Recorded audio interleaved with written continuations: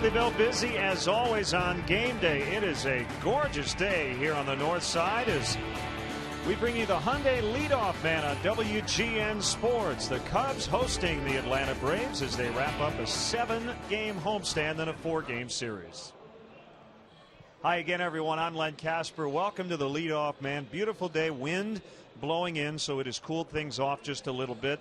The Cubs started this homestand winning the first 2 against the Cardinals. Then they lost 3 in a row before winning a close one last night. Let's get you the highlights of Game 3 of this series after the Braves had taken the first 2. Another beautiful night. Really hot, though. 86 degrees and a crosswind at 14 miles an hour out of the northwest. Didn't bother Alfonso Soriano here. Straightaway center off Derek Lowe. His second homer in as many nights. 2-0 Cubs. Good to see them get the early lead. They would add on in that second inning as Tony Campana would reach on an error by Dan Uggla. He then steals second base, moves to third on a balk by Lowe, and then the pitcher Randy Wells knocks him in. Wells with his first RBI of the season. It's 3-0 Cubs.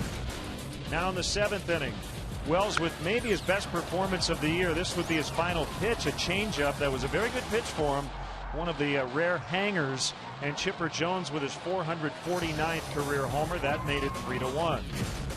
After Alex Gonzalez homered in the 8th to make it 3-2. Carlos Marmol comes on. He hit the first batter of the inning, but a couple of big strikeouts. Freddie Freeman and then Jason Hayward looking to end the game. The Cubs win 3-2. It's been a tough year for Randy Wells, but he's over 500.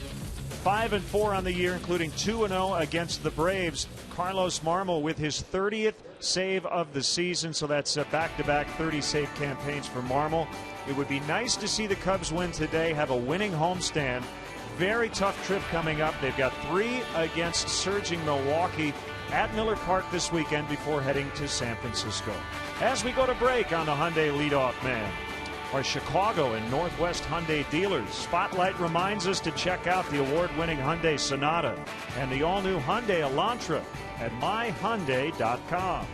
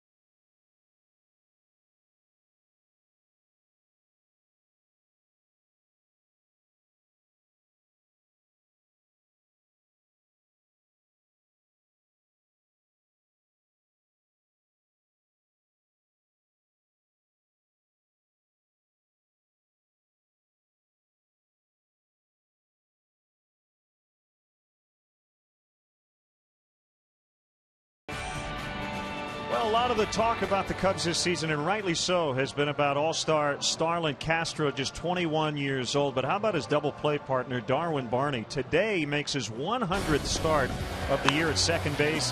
He's put together an excellent defensive year. Look at this catch against Jason Hayward last night. Remember, he almost single-handedly stopped Dan Uggla's hitting streak at 33 games in Atlanta on the last road trip. Darwin comes in hitting .293 on the season, 17 hits over his last 11 games, and I mentioned 100 starts now at second base, including today, and also 4 at short to give his double play partner a rest. So the Cubs today try to make things difficult on the wild card leading Braves. And our AutoZone tip of the day brought to you by my partner Bob Brenly. Don't forget your sunglasses. A lot of sunshine here at Wrigley Field. The tip of the day brought to you by AutoZone. For the auto parts, accessories, and advice you need, get in the zone. AutoZone.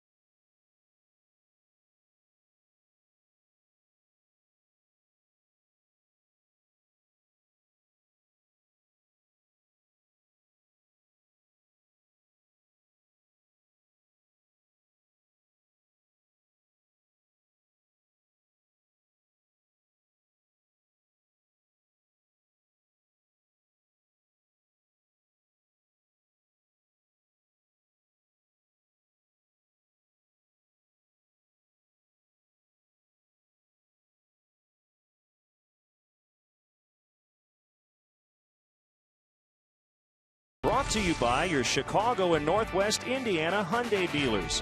Check out the award-winning Hyundai Sonata and the all-new Elantra at myhyundaichicago.com. 1 week from today will be September 1st. That means the rosters can expand to 40, so the Cubs already discussing who they might call up for the upcoming homestand, which starts on September 2nd against the Pittsburgh Pirates. And Brian LaHair is certainly a name near the top of that list as we check in on the Cubs minor league report. LaHair now with 105 RBIs on the season, 2 more home runs. He has 36 on the year with Iowa, hitting .336 on the season. You see Rebel Ridling extending his hit streak to 9 games with AA Tennessee. Daytona got swept in a doubleheader, but at least they're playing, getting a lot of rain, of course, in the state of Florida. We mentioned this difficult schedule for the Cubs here lately with Milwaukee and San Francisco coming up on the next trip. The team they're playing, the Atlanta Braves, they're in second place in their own division, but they lead the wild card by a whopping 8 games. You see San Francisco is 8.5 out there, but just 2 back of Arizona in the West. Braves are 6.5 behind the Phillies, but at this point it doesn't matter. It looks like they're going to get in, barring a late season collapse. So we'll have Cubs baseball coming up. Brandon Beachy against Matt Garza coming up next.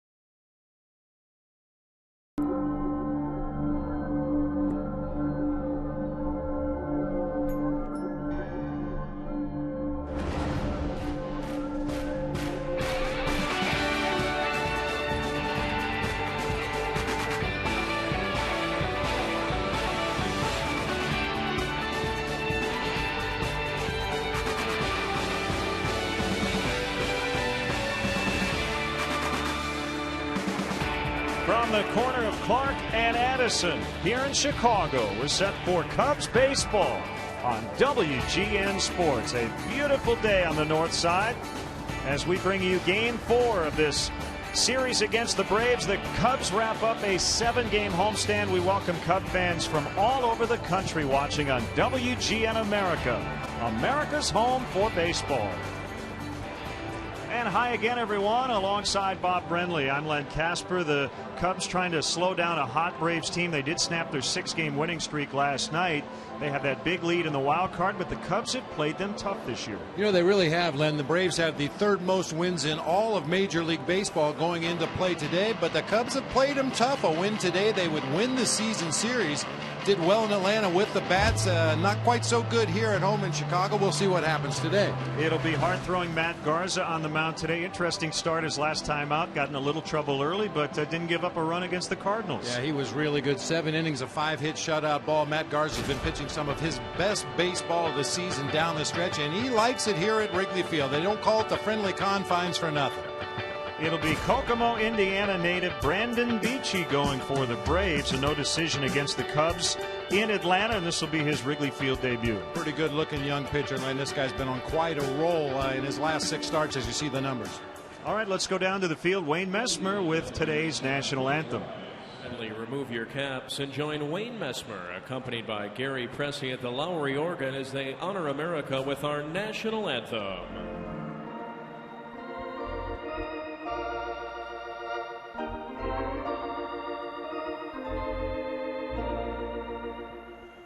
Oh, say, can you see by the dawn's early light what so proudly we hailed at the twilight's last gleaming, whose broad stripes and bright stars through the perilous fight o'er the ramparts we watched were so gallantly streaming, and the rockets' red glare, the bombs bursting in air, gave proof through the night that our flag was still there.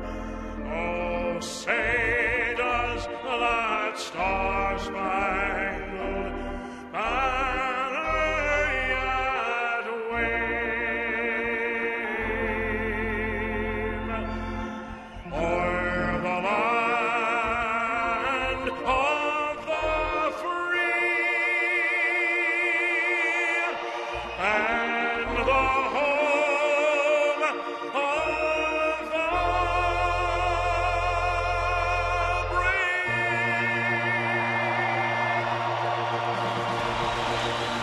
The great Wayne Messmer getting you set for Cubs action here on WGN Sports. A gorgeous afternoon. We'll have the lineups, the first pitch, and Cubs baseball next.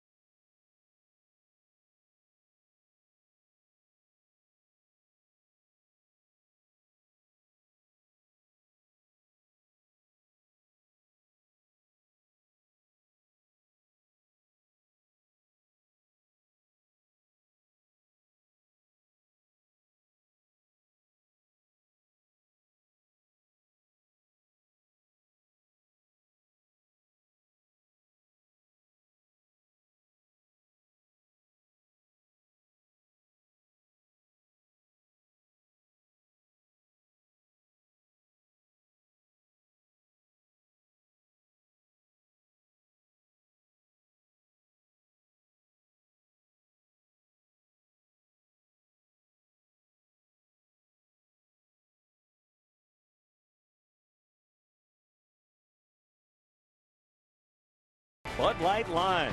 The just right taste of Bud Light with a refreshing splash of 100% natural lime flavor. Pepsi Max, the official soft drink of Major League Baseball and your Chicago Cubs. 0 calories, maximum Pepsi taste. Ford, the newest vehicles on the road are now at your local Ford store. Like the all-new Ford Explorer, SUV, 100% reinvented. Visit localfordstores.com. Ford, drive one. And by the Illinois Lottery. Play the Wheel of Fortune instant game from the Illinois Lottery for a chance at $250,000.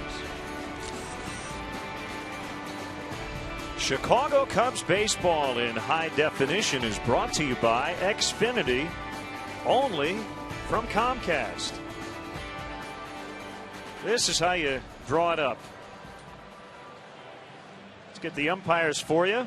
Marty Foster in his 13th Major League season will work the plate. Bill Welke, Jeff Nelson, the crew chief, and DJ Rayburn will be on the bases. We've actually, Bob, been very fortunate with the weather throughout this homestand. We've had some rain, but I guess at the right times, so to speak, not during that 3-hour window of Cubs baseball. Yeah, some threats to pregame activities, occasionally some rain after the ball game, but we've been very lucky on this homestand. This is the payback for April and May. So it'll be Matt Garza today as the Cubs try to earn the split.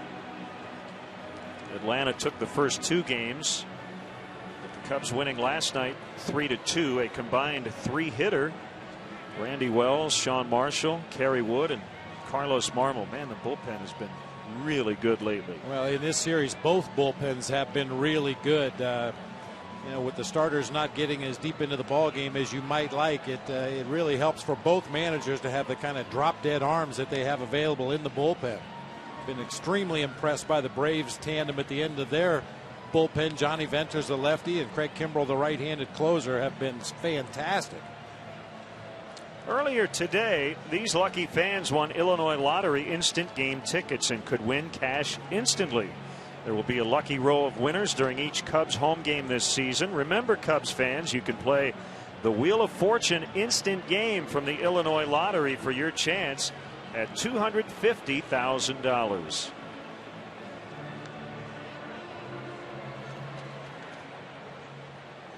That baseball is waiting for Matt Garza to throw it. And here he comes. The calm before the storm.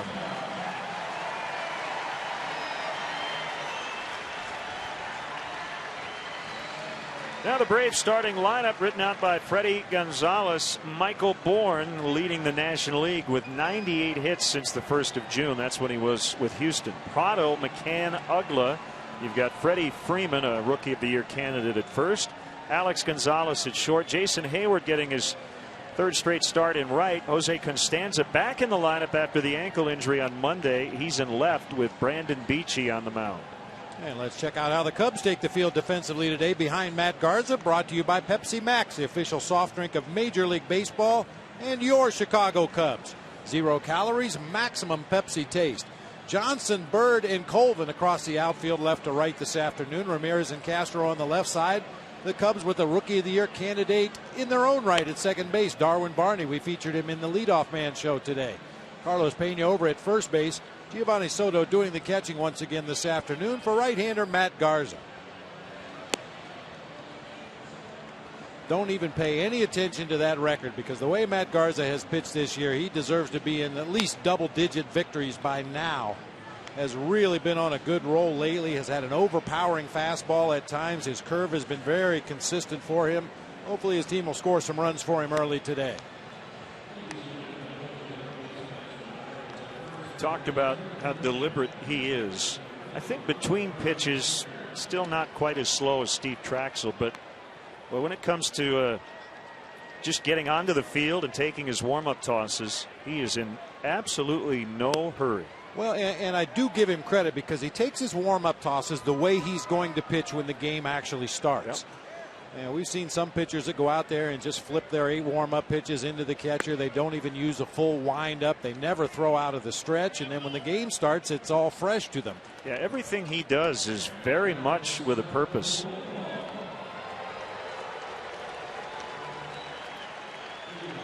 And considering how much energy he has, I think that might be the reason why, to just keep himself calm and not try to rush. Well, and one thing to watch for today, especially with Michael Bourne at the top of the order and Jose Constanza at the bottom of the order, see if they try to bunt on Matt Garza today. He's had some defensive issues with 6 errors on the season. One of those errors was against the Braves in Atlanta.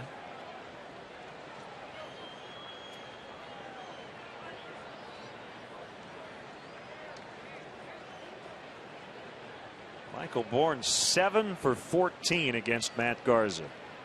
And we're underway.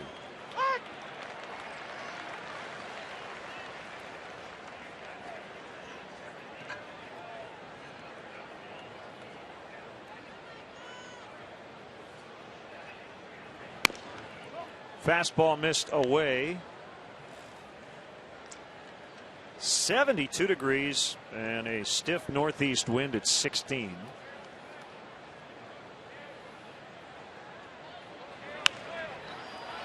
And that little floater will get out into left. So Michael Bourne, the major league leader in stolen bases, is at first. We want to let our AT&T U-verse viewers in Chicago and around the country on WGN America know that during every Cubs home game this season, if you go to channel 780 or high def channel 1780, you can see a special multi-view presentation that shows you all of our different live camera angles here at Wrigley Field. It's pretty cool. So if you want to direct the game along with Skip Ellison, give a look to AT&T U-verse channel 780 or high def channel 1780. Martin Prado filling in at third for Chipper Jones. Prado normally in left. Freddie Gonzalez, I would say, does have a luxury in that Jason Hayward had a really good game the other day. He gets Constanza back in there and also able to keep Hayward in the lineup. You saw that stat at the bottom of your screen there a moment ago. Michael Bourne with 13 stolen bases against the Cubs this season. Only Lou Brock, Maury Wills, and Vince Coleman have had more in one season against the Cubs.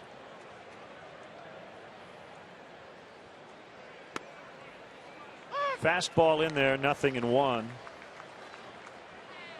to Prado. Just 1 for 12 so far in the series.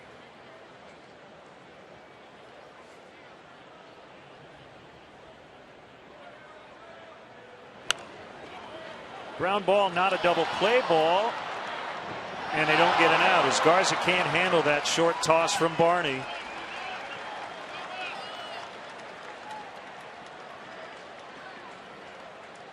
So 2 on with nobody out. Right, 2 base runners in the game already for the Braves after 2 hitters, and neither ball made enough noise to wake a baby. Little floater into left field by Bourne. That time a cue shot ground ball to the right side, just out of the diving reach of Carlos Pena. They're going to hang an error on Matt Garza on that play. It's his 7th already this season.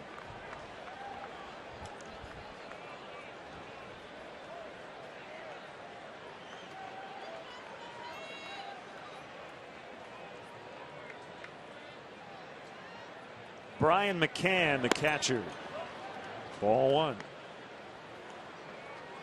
I mentioned he had some first inning troubles in his last start. Got a huge double play ball. Was fabulous the rest of that outing. 7 innings, 5 hits, no runs. And everything really changed after a visit from his manager. Matt didn't look too pleased when he was ordered to intentionally walk Albert Pujols, but it worked out.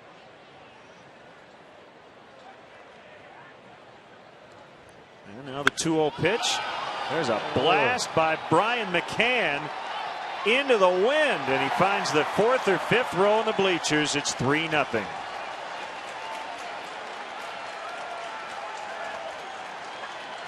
Last night, that ball finds the street.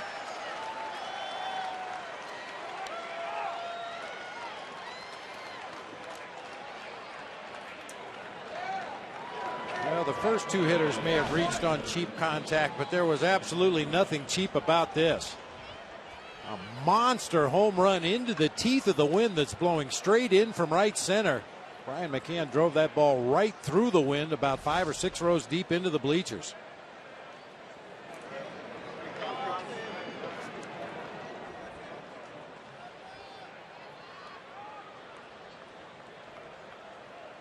Single error home run to start the game, and it's 3-0. And here's Dan Uggla. 21st homer for McCann.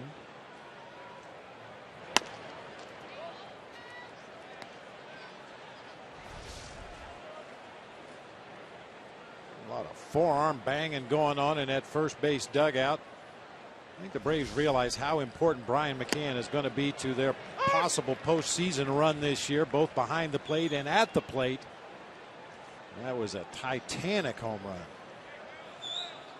They're 51st since the All-Star break. That leads the National League.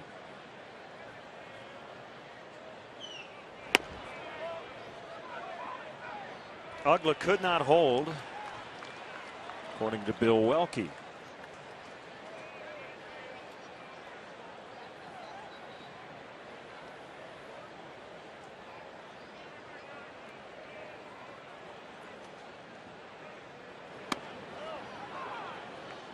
Three and one. Rather 2-2.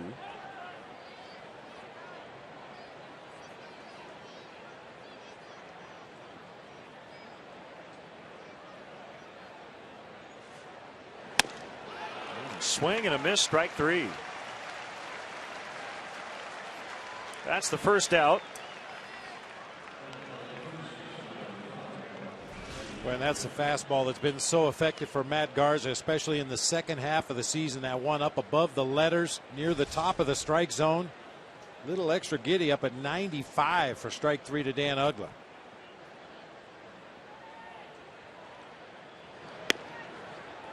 Curveball in there on Freddie Freeman.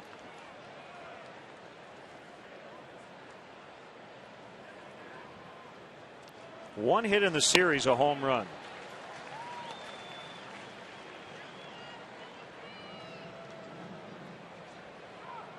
One of two excellent Rookie of the Year candidates on the Braves roster. The other one is their closer, Craig Kimbrell.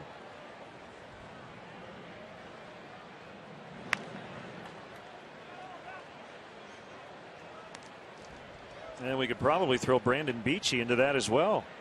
This will be his 20th start today as a 3.32 earned run average.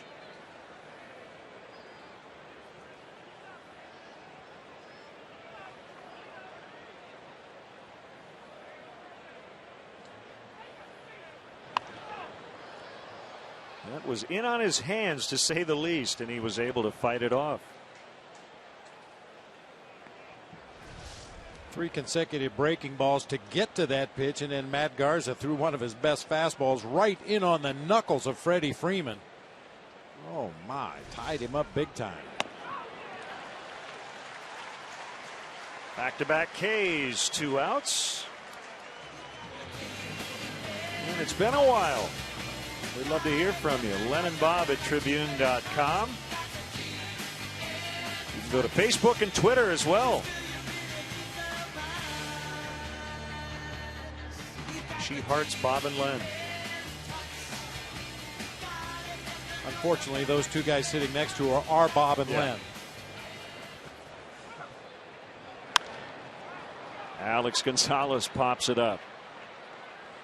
Darwin Barney circling with this heavy wind today, and the inning's over. They get 3 on the homer by McCann, with the Cubs coming up.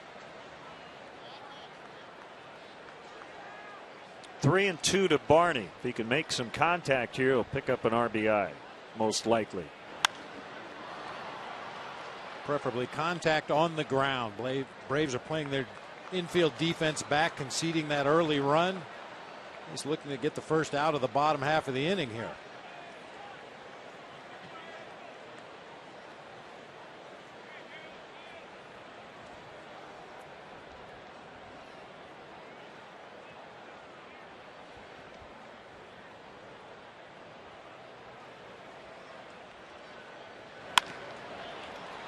Castro will score as Gonzalez throws to first.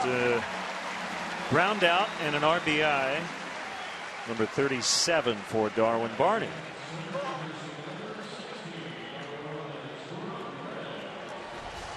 Nice piece of situational hitting. We mentioned the Braves playing their infield defense back. All you need to do is hit a ground ball at anybody other than the pitcher and you're going to get a run. That time Darwin Barney just played pepper with Alex Gonzalez at shortstop.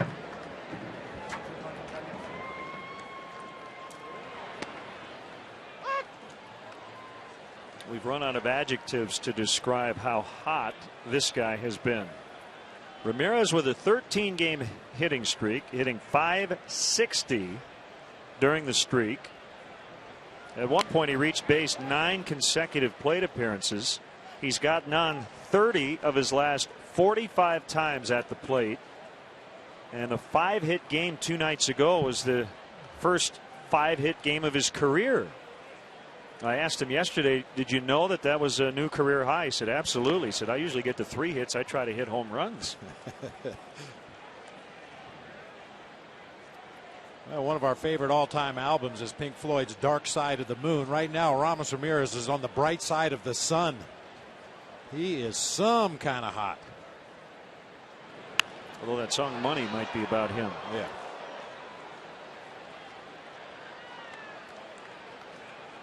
Starting to see his name all over the NL leaderboard as well.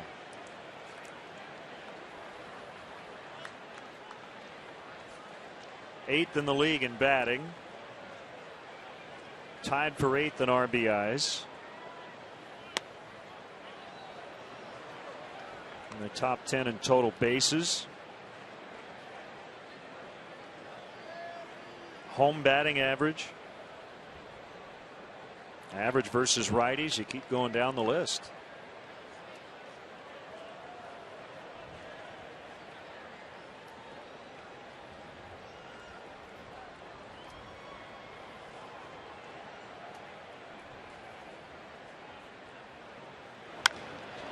And a high fly ball to center. Michael Bourne shading his eyes and making the grab for out number 2. Hey fans, the 27th annual Cubs convention will take place at the Hilton Chicago on January 13th, 14th, and 15th, 2012. Rooms are available now by calling the Hilton Chicago at 312-922-4400 and asking for the Cubs convention rate. Weekend passes will go on sale in early November. As always, for more information, visit Cubs.com.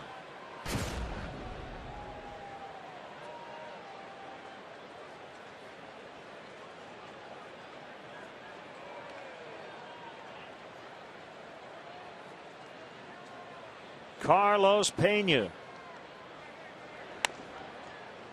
whose name has been in the news this week.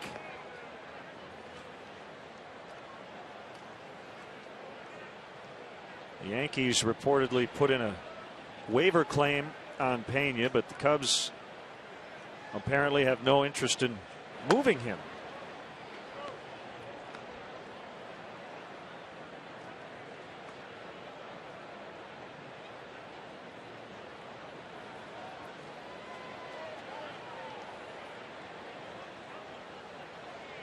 I think Carlos would like to be here well beyond the end of this season.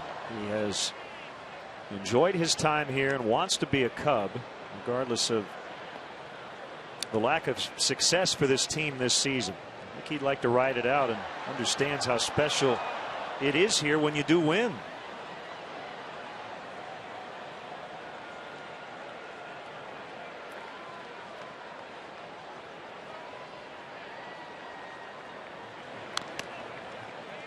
Two and two. Well, and getting back to Ramirez for just a moment, I hate to be a Debbie Downer, but it makes you wonder what kind of season Ramos would be having at this point had he gotten off to a faster start. He only had 2 home runs and 19 RBIs in April and May. He had a high average, right? Yeah, his average he just was wasn't high. hitting for power. Wasn't hitting for power. Wasn't driving in a lot of runs. Which you expect him to do on a regular basis. Boy, if he had been swinging the bat anywhere near what he's done in the second half of the season for the first 2 months, you'd be talking about an MVP candidate. No question.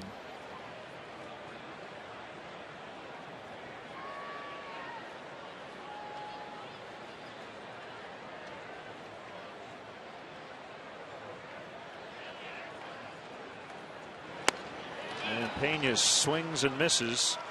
Could not hold up. Cubs do get one, however. It's 3-1 Atlanta after 1.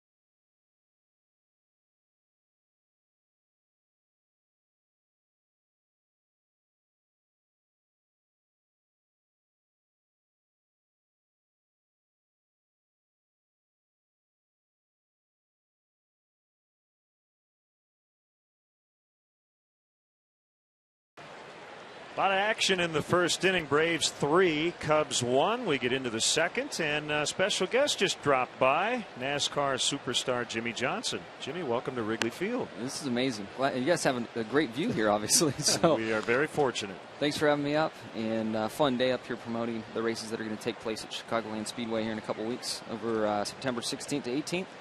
And had a chance to throw the first pitch out and enjoying a bit of the game. Nice. Well, you picked a great day to be here, no question about it. So tell us about your season so far. It's been eventful. I mean, we have 1 win, which is great, but we're used to having a few more at this point in the year. But without the wins like we would hope to have, we're still sitting there second in points and real close to Kyle Busch, who's leading right now. And we've got 3 more races left until our postseason starts, and we've got 10 races at that point to determine our champion. And the last 5 years have been awfully good to me, and I want to keep this streak alive. Yeah. 5 in a row.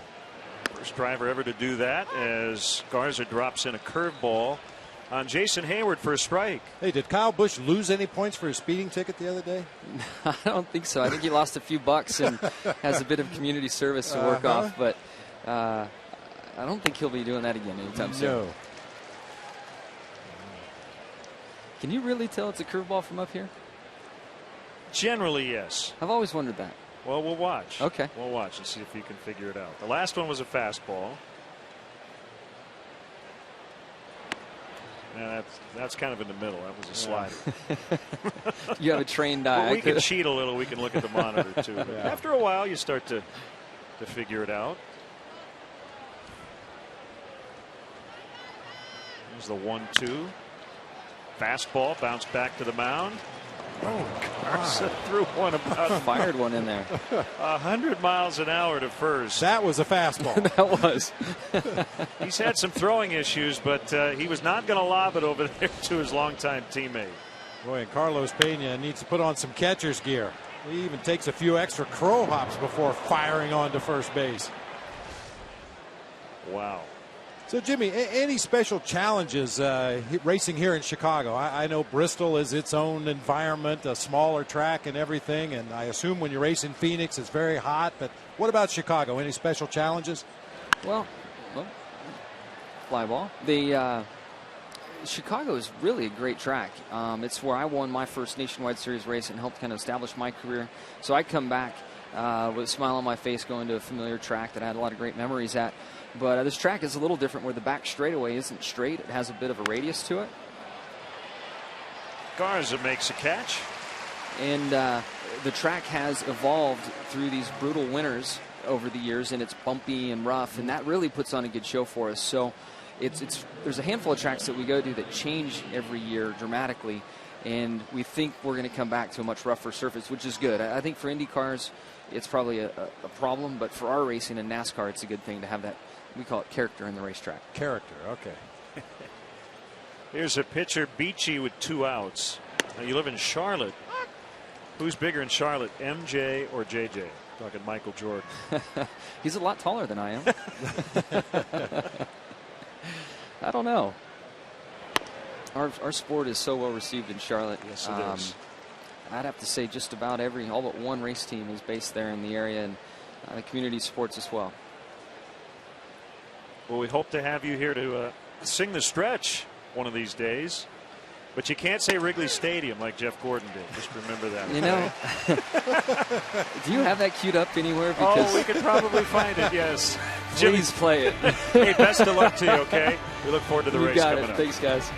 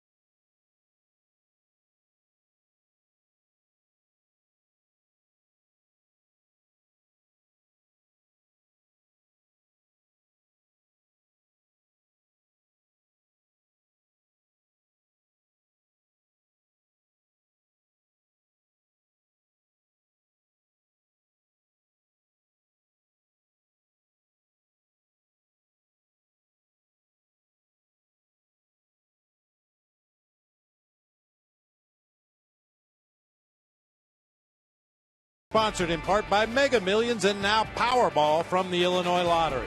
Friday's Mega Millions jackpot stands at $14 million, while Saturday's Powerball jackpot sits at $61 million. And thanks to Jimmy Johnson for stopping by.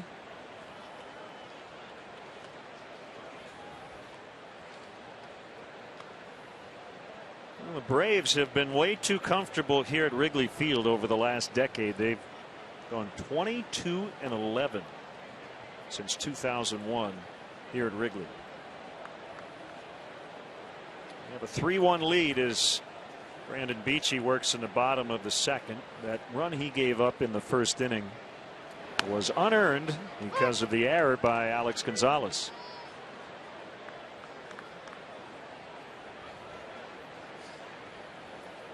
Reed Johnson gets his start in left. Alfonso Soriano's got a sore right forearm. He got hit by a pitch in the game last night. He is available off the bench.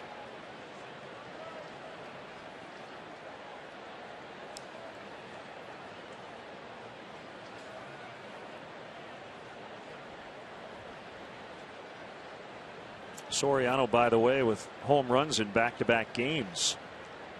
You hate to take him out of the lineup when he's hot. Fastball is fouled back.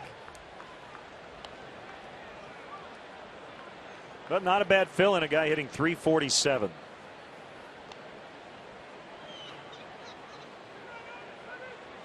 Yeah, what Reed Johnson has been able to do this year in limited playing time, sporadic playing time, let's put it that way, has really been remarkable. It's not that easy to sit for 2 or 3 days a week and then get a start here or there against a lefty, or a good matchup that he's done well against in the past. Unfortunately, chases a bad pitch that time to get himself out, but Reed's had himself a real nice offensive year.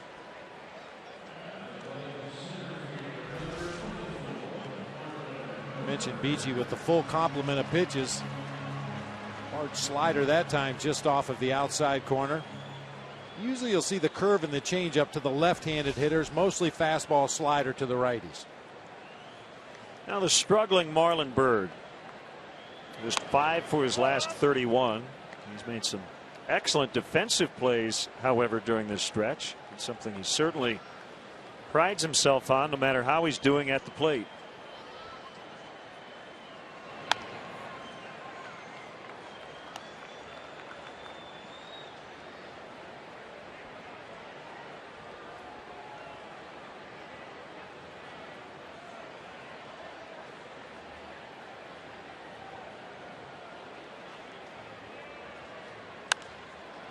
Pop foul, and this wind will push it even more foul. I guess it's fouler than it normally would be. Flowler. What was the John Lovitz line? There's a flowl. A foul fly is now a flowl.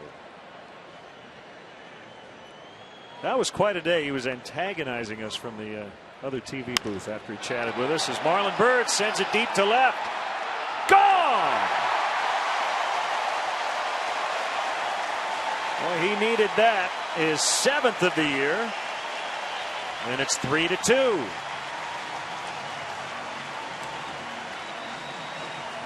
First homer in 71 at bats, going back to August 2nd in Pittsburgh. Big smile on Marlon Byrd's face. Why not? Man, that feels so good when you're a hitter and you catch one right on the button. That time a hanging slider right in the middle of the plate for Marlon. Quick swing results in a line drive into those left field bleachers.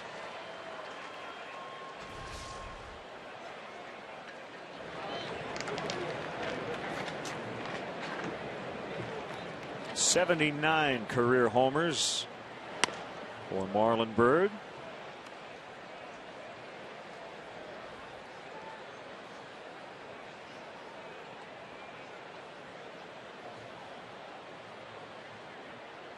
And the 1-0 to Tyler Colvin. A little late, a ball and a strike. That's a pitch that Tyler Colvin really needs to learn to lay off of. That high fastball up and out over the plate. It's so tempting to swing at, but so hard to catch up to. And that's the pitch he needs to swing at more often. The low fastball. He wears out low pitches. I think at this stage of his career, he's still trying to figure out who he is himself. But from what we've seen from Tyler, when he's been going well, he can handle a low fastball as good as anybody. He drills that one. It was a breaking ball into the corner and right. He is thinking 3. That's a triple for Tyler Colvin.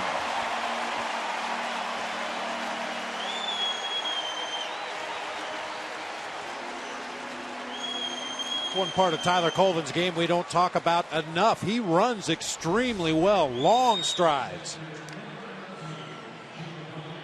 And safe at third, safe and secure, New York life.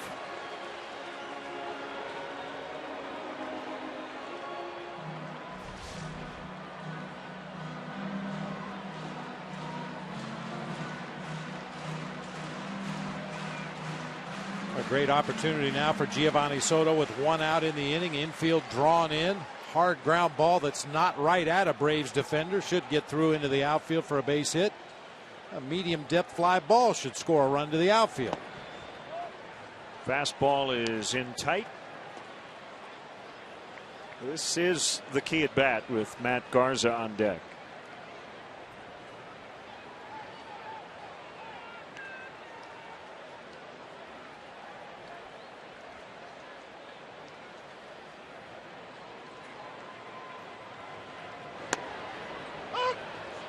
Breaking ball strike.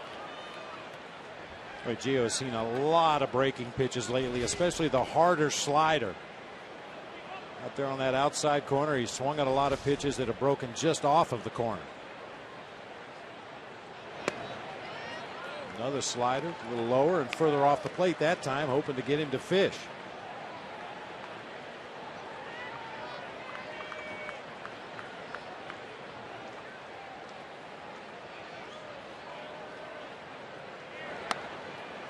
Curveball is high, 3-1. Beachy went to Indiana Wesleyan University, was a third baseman and pitched while in college. Led the minors last year with a 1.73 ERA. As I mentioned, his 20th start this season, as that one's tapped, and Soto will get the job done as he hit that ball about 75 feet. So the Cubs have scored 2 runs today on groundouts, and it's 3-3.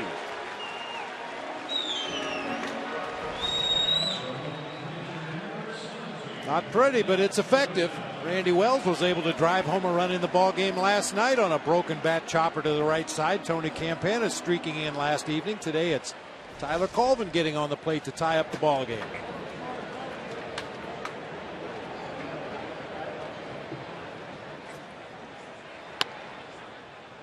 So that helps out the guy at the plate who gave up that home run to McCann in the first inning.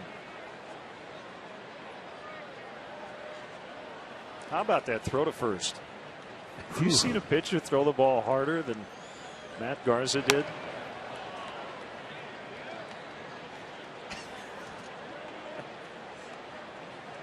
I give Pena a lot of credit for catching it.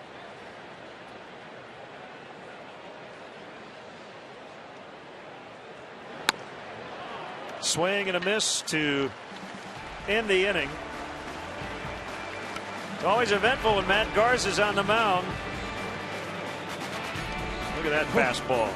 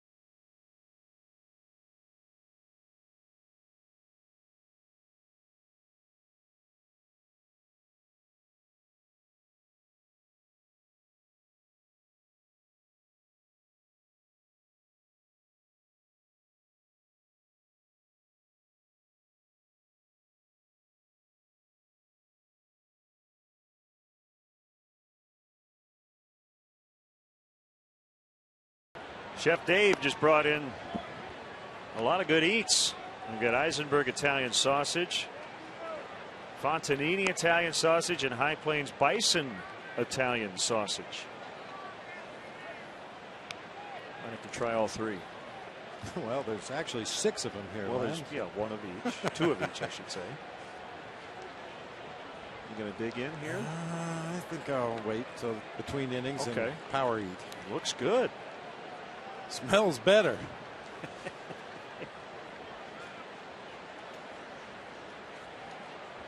And it will definitely taste better after the Cubs were able to come back and tie up this ball game with the solo home run off the bat of Marlon Byrd, a triple by Colvin, a ground out by Soto. New ball game for Matt Garza.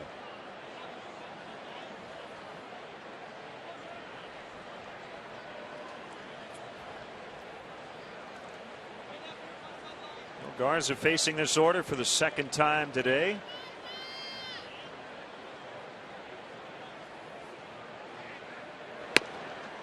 And a strike on a heater to Bourne.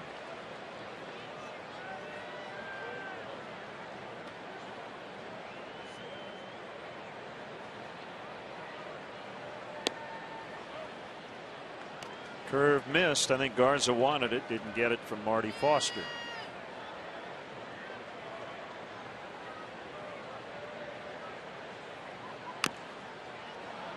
Chopper off the plate, kicks to Brian Snitker, their third base coach, looking for the one fan who hasn't been heckling him.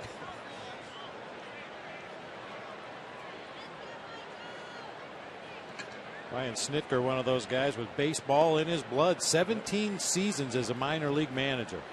Been in the Braves systems dating back to 1977. Garza's been right around the plate as he tries to put away Michael Bourne.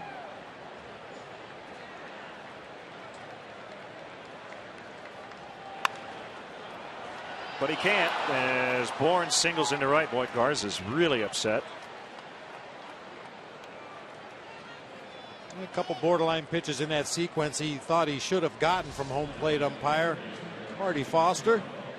Ultimately Bourne with that soft liner over the head of Darwin Barney into right field. Now you really got to pay some attention to Michael Bourne over there at first base. Watch Garza's reaction. Yep.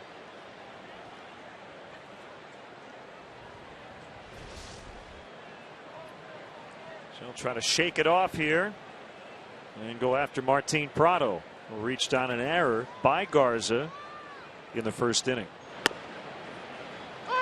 I should mention the Eisenberg Italian sausage is sold at concession locations throughout Wrigley Field. The Fontanini Italian also sold at concession stands here at Wrigley Field. And the High Plains Bison Italian sausage is available in the United Club and PNC Club. You might want to try that one, Bob. It has a whole wheat bun. Oh, good. You know, I'm all about health food. Yes.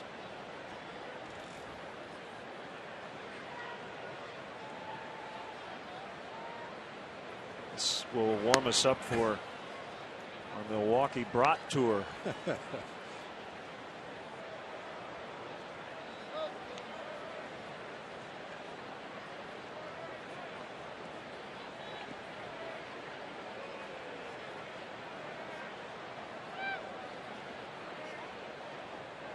One and one the count.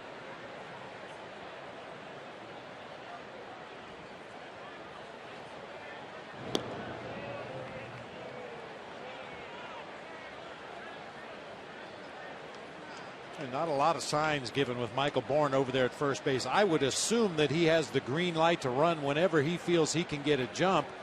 And Brian Snitker, the third base coach, probably tells him when they do not want him to run. Up the middle, Castro will field, and he dropped it. It looked like he was thinking about flipping it to Barney before he really had it. And one thing at a time. Talk about the defensive flow, especially for those middle infielders. But the first thing you have to do is come up with the baseball. I agree with you. I think Starlin was thinking about that backhanded toss on to Barney. Just never really got a handle on the baseball.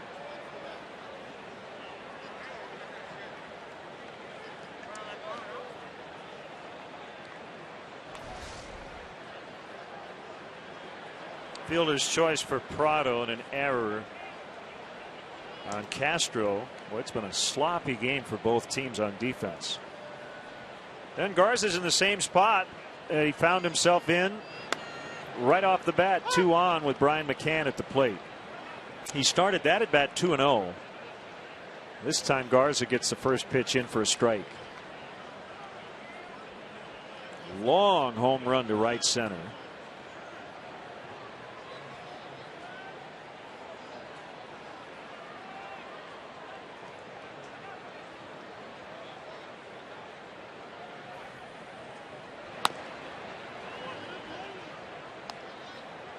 It's not unusual to see a sloppy ball game, a day game after a night game, getaway day for both teams. 3 consecutive night games to start this series here, Monday, Tuesday, Wednesday, and then a quick turnaround back to the ballpark early this morning.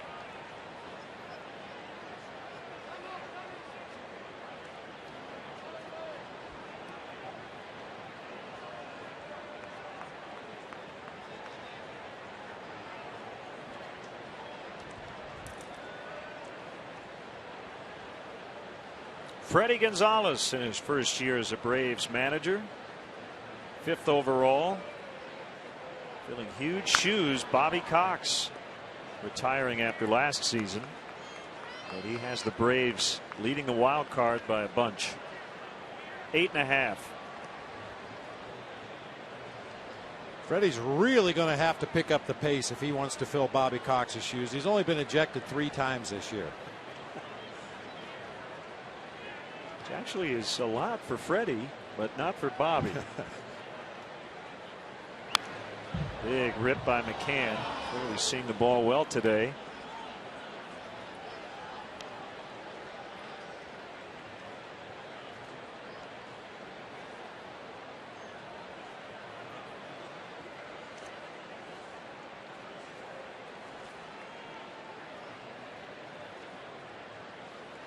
That home run in the first inning was his first hit of this series after starting 0 for 11.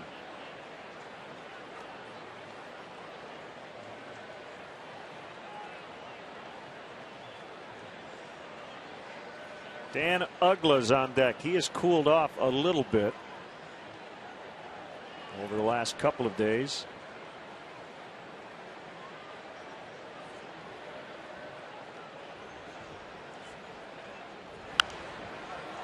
I'll tell you, Len, before that first inning home run, the Cubs have done a nice job against Brian McCann. In his career against the Cubs, he's only a 180 hitter. And here at Wrigley Field, I had it a moment ago, 164.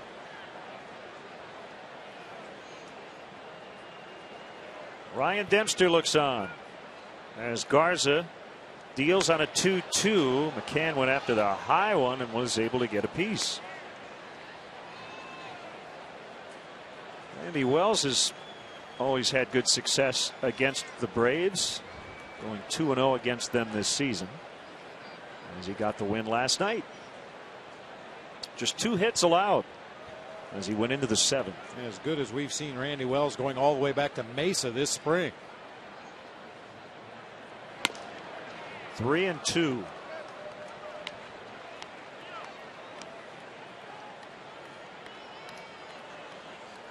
See what Freddie Gonzalez has in mind. Nobody out. And a 3-2 count on McCann.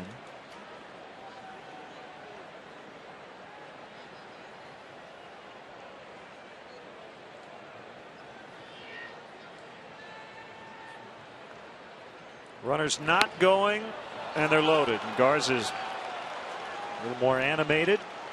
Wanted that pitch. Bases loaded, nobody out.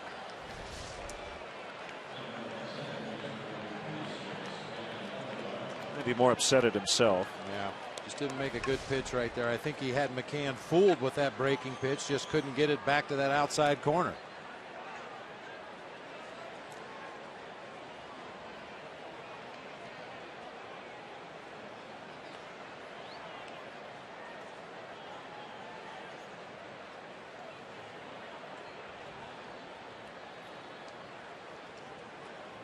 This is a difficult spot for Matt Garza. Dan Uggla has hit 4 homers against the Cubs this season, and has his hands and he fouls off. Couple of notes from Elias on his 33-game hitting streak that ended against the Cubs in Atlanta. He had exactly 1 hit in 22 of those games. It's the 3rd highest total for any player during a hitting streak of any length. Of course, it would have to be at least 22 games. At least 22. He hit 15 home runs. That tied the record for most homers during any hitting streak. Joe DiMaggio hit 15. During his 56-gamer, Willie McCovey during a 24-gamer in 1963, and Alex Rodriguez hit 15 during a 23-game hitting streak.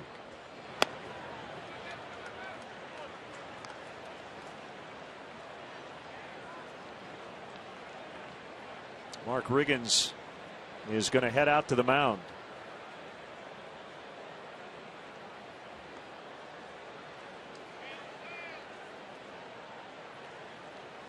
And hey, Cub fans, if you want to manage the game along with Mike Quaddy, log on to WGNTV.com right now and click on the WGN Sports Game Zone banner to connect to all the up-to-the-minute stats and information while watching at home. Game Zone is sponsored by The Great Escape, pools, patio sets, play sets, hot tubs, and more.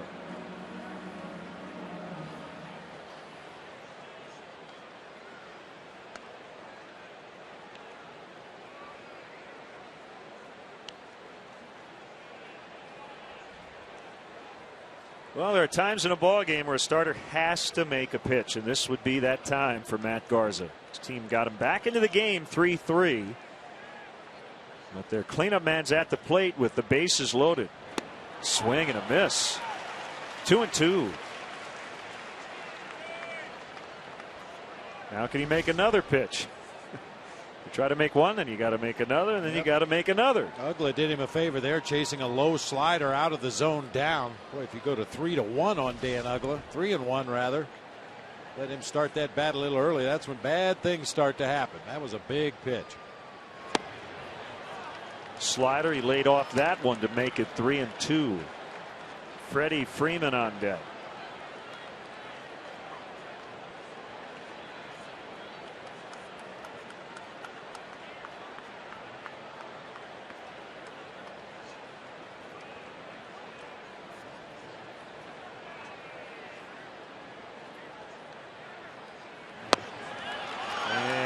Walked in a run.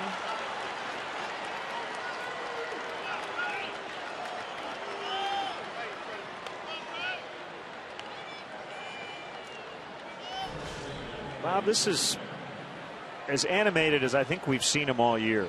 I mean, he again is very intense. But it just doesn't look right. Trying to calm himself down here. Sometimes when a pitcher leaves that bullpen before the ball game and feels like he's got good stuff and then goes out to the mound and can't consistently execute his pitches, that's when occasionally you'll see the emotions take over. I think Matt Garza realizes he's got good stuff today. He's just not able to consistently keep it around the edges of the strike zone.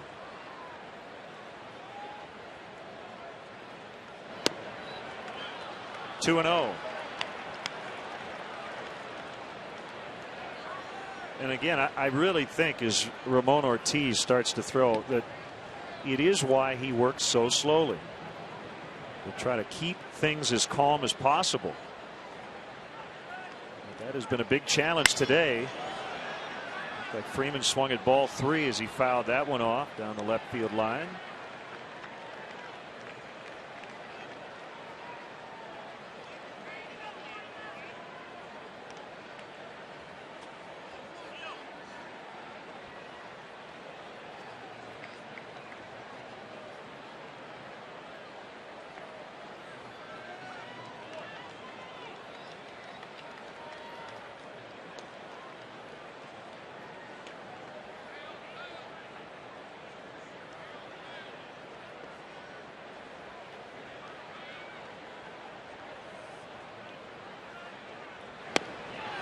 Two and 2.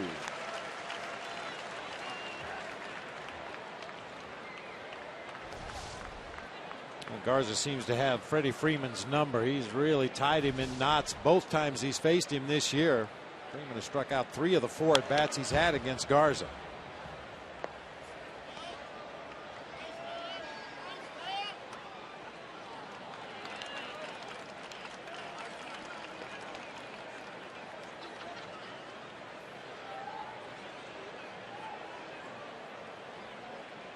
Young kid eating a peach here at the ballpark.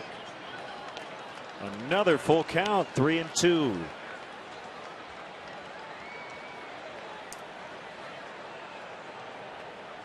Garza kind of pitching for his life in terms of this game.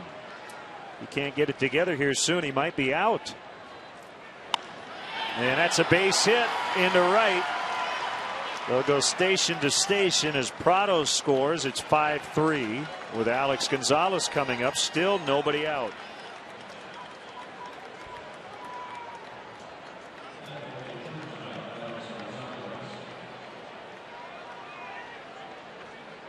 Freeman finally breaks through against Matt Garza with a soft liner into right field. Just keeping that line moving for the Braves. You do not want to fall too far behind Atlanta. We've talked at length about their bullpen in this series, how good they've been, how they can shorten a game to 6 or 7 innings with the 2 guys they have at the tail end. Got to stop the bleeding right here.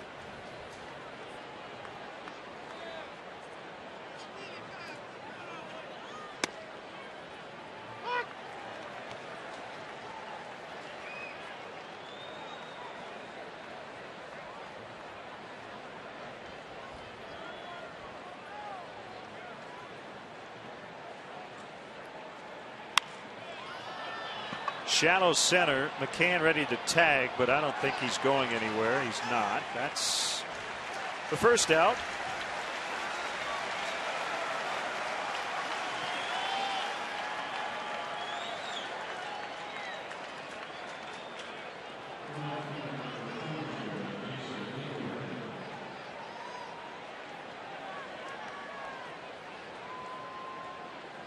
Former teammates and current teammates. Carlos Pena probably knows Matt Garza as well as anybody. Probably just trying to reassure him, one good pitch right here, we're out of this inning and still in the ball game. Jason Hayward already with 1 grand slam in this series, a first of his career. It was on Tuesday night.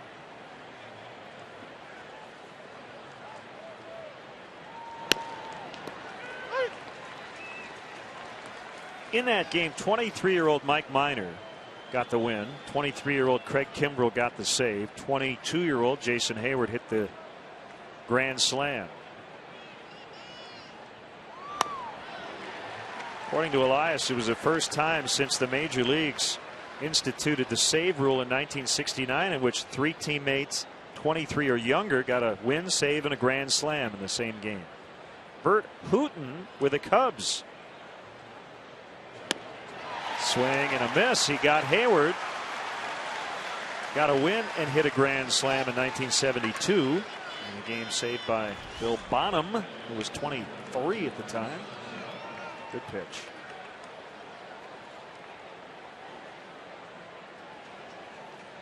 Four strikeouts for Garza. Here's Constanza, the number 8 hitter, back in the lineup for the first time since Monday. And he sprained his ankle.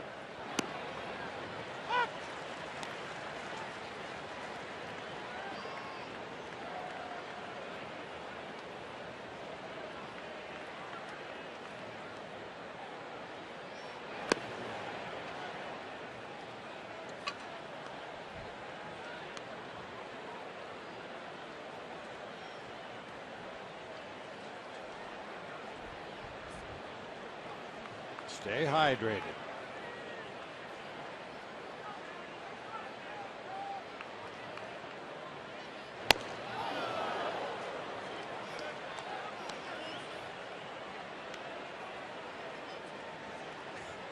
That says it all right there. He's just trying to take a deep breath. Stay calm as he tries to get out of this inning with only 2 runs allowed.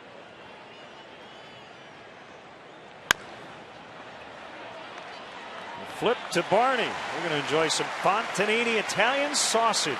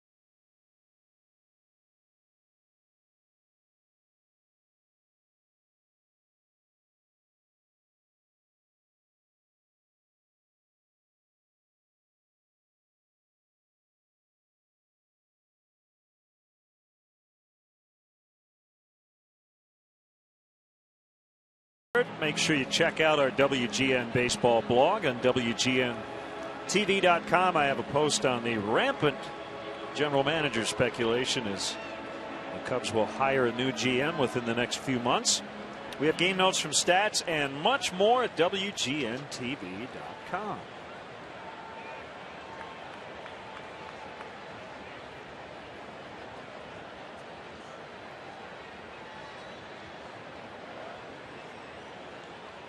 Brandon Beachy working with his second lead of this game.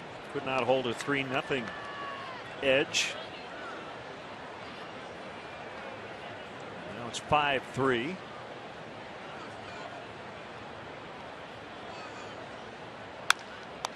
Oh, nice play as he robs Castro of a hit.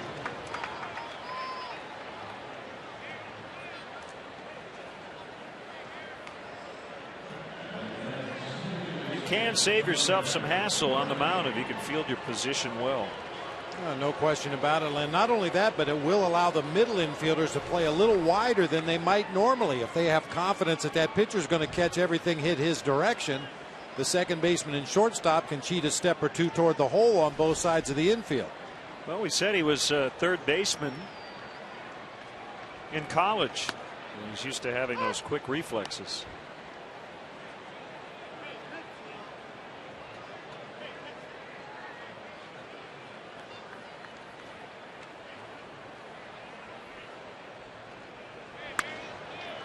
Backhanded by Prado, and he'll get Barney. A couple of hard hit balls for outs to start this Cubs third. We're talking about quick reflexes at third base. Martin Prado, who's been in left field in this series, moves in to fill in for Chipper Jones today and makes a real nice play down there, almost in self-defense. Fielded that one off to the right side, throws in plenty of time to get Darwin Barney.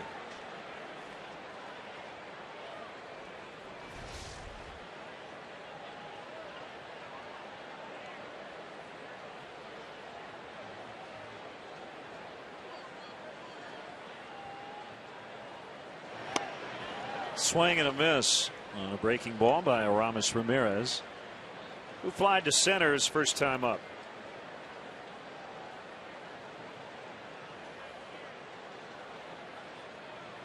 I'd say a pretty solid candidate for the NL Player of the Week. Week is not over yet. He's had quite a start.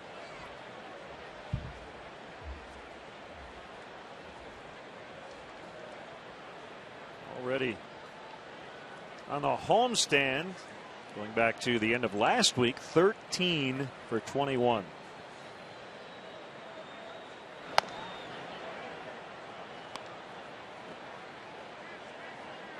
That's one thing we've noticed about Aramis Ramirez in his time here in Chicago. He will occasionally chase a pitch in the dirt, occasionally chase a pitch off the plate away, but rarely will he chase a pitch up out of the strike zone. Swing and a miss as Beachy goes 1-2-3 in the third. 5-3 Braves.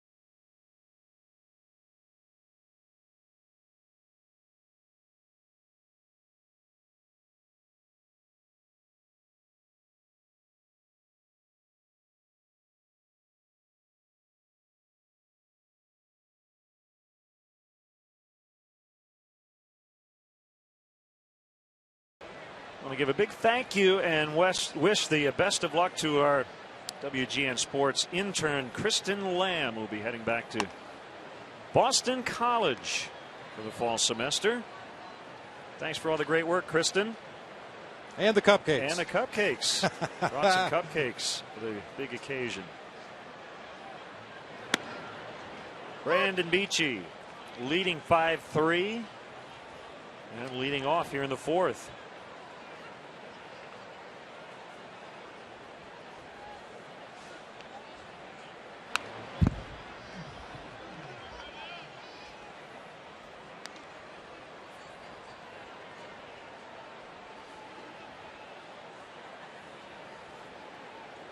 Well, the Phillies and Marlins, I guess, will play a day-nighter on Saturday because of the impending Hurricane Irene.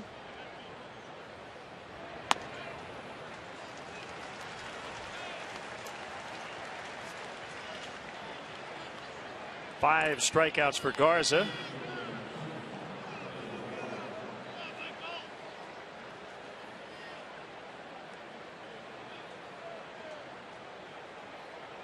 The McDonald's Daily Double is back for just $1.89, but you don't have to remember it to love it.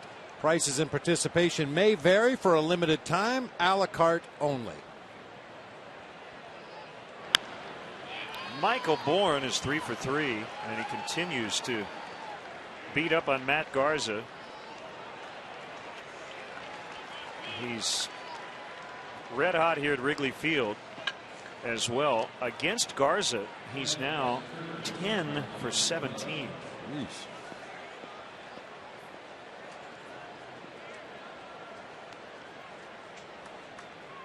Hitting 400 here at the friendly confines. They've been very friendly to Michael Bourne. That doubleheader, by the way, is in Philadelphia. So the originally scheduled game on Sunday becomes part of a day-nighter on Saturday. So as Bourne takes off, and he is out.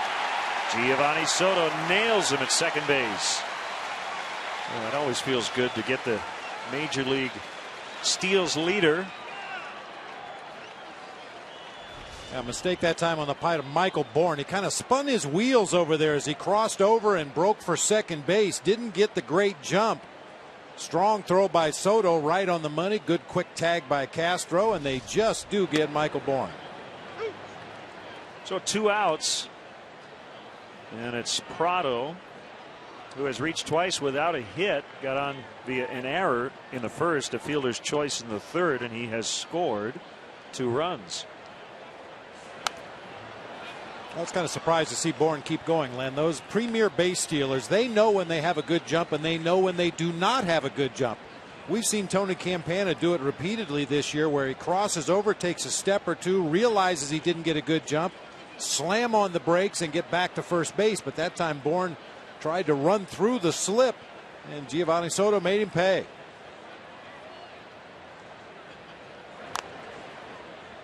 Prado checked his swing, ball caught the bat.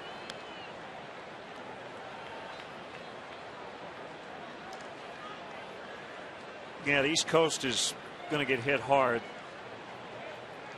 this weekend by a lot of rain at the very least. And the Braves will be in New York.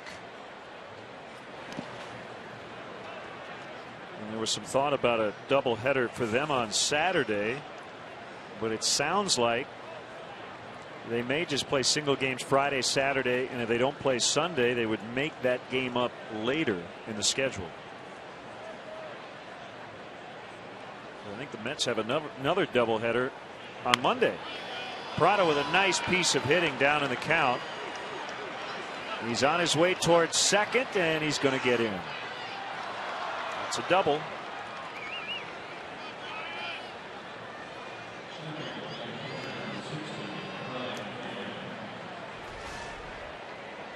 You see the scattering of pitches there against Martin Prado. Got way out in front of a breaking ball that time, but really extended his swing, was able to get the end of the bat on it and find that left field corner for a double.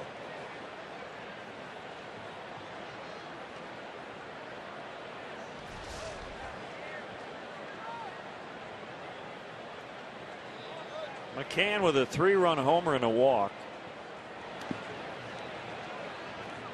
And a fortuitous bounce toward third base, which kept Prado at second. Yeah, even if that ball gets a considerable distance away from the catcher, if it's rolling up the third baseline and the catcher is chasing that ball up the third baseline, you just can't risk it as a runner at second. Too easy of a pick and throw when that ball's rolling right toward your target. On the ground, diving stop, Barney from his knees, inning over. Well, we highlighted Darwin Barney's defense on the leadoff man, and he comes through again here in the fourth.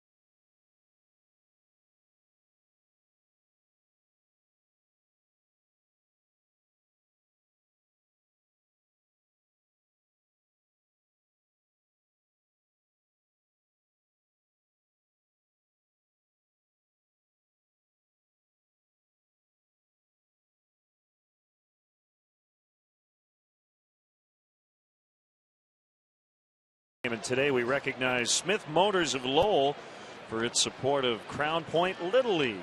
Smith Motors of Lowell and your Chicagoland and Northwest Indiana Chevy dealers support leagues and young ball players in their communities through the Chevy Youth Baseball program. From the big leagues to the youth leagues, Chevy is truly the official vehicle of baseball. Home half of the fourth, Pena, Johnson, and Bird, the middle three.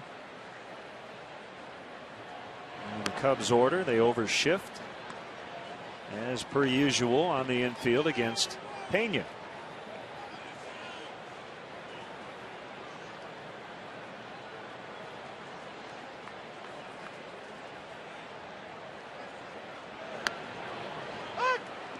There's a changeup in there for a strike.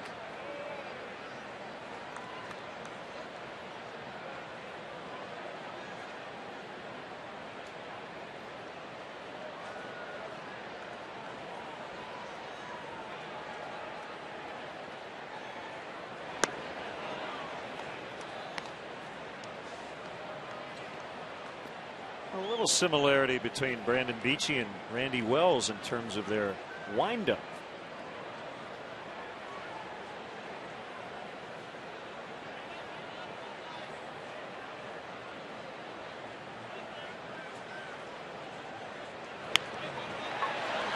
Pena lays down the bunt, and he'll be safe by a mile. Second time in as many days he's done that against the shift.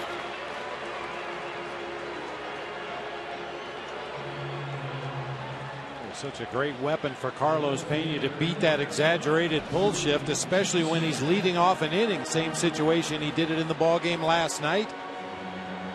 Nearly an impossible play for the third baseman or shortstop, whoever happens to be manning that left side of the infield, coming in at that angle to pick up the ball and then throw back across your body to first base.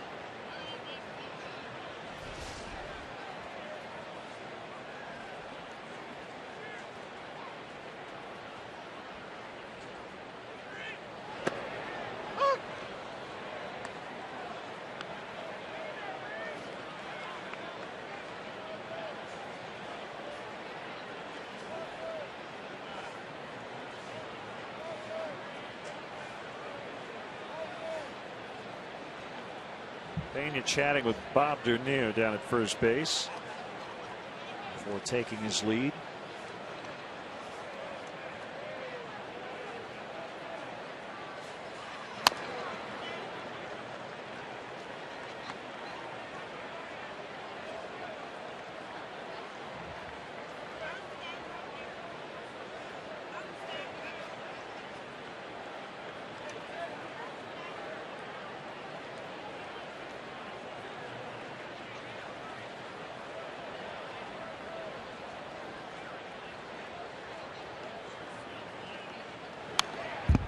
Swing by Johnson. He fouled it back.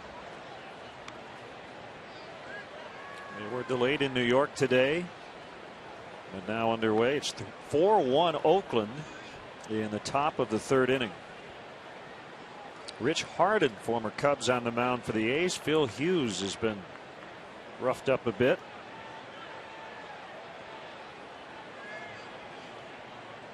Yankees are one back of the Red Sox. Baltimore leads at Minnesota 6-1 in the top of the ninth. Mark Reynolds with a 3-run homer, is 29th of the year.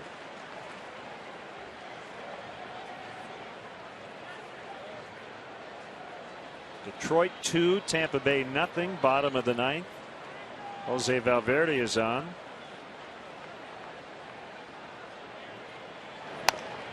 He tries to make it 38 out of 38 in save chances.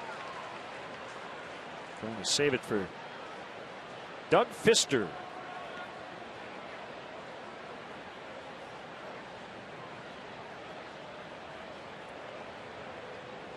And if you're looking for a Reds Marlins score today, that game was played yesterday. Played a doubleheader instead of trying to play today. Popped up by Johnson as Pena was running, and it'll get back to the seats.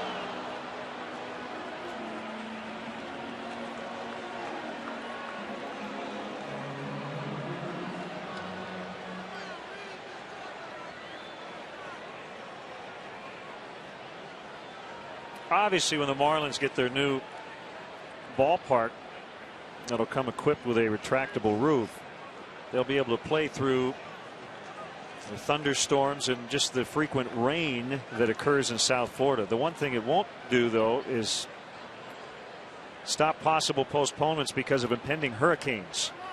That's a very dangerous situation just to be out and about. Yeah, you just don't want people out on the streets and around the ballpark trying to get to the venue itself.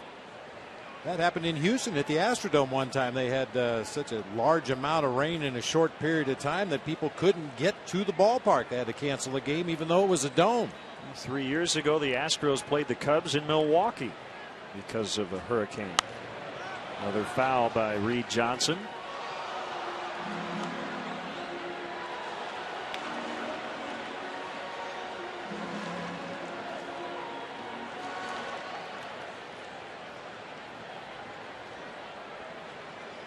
I do hear, by the way, that we will be very impressed with that new ballpark. Already getting rave reviews.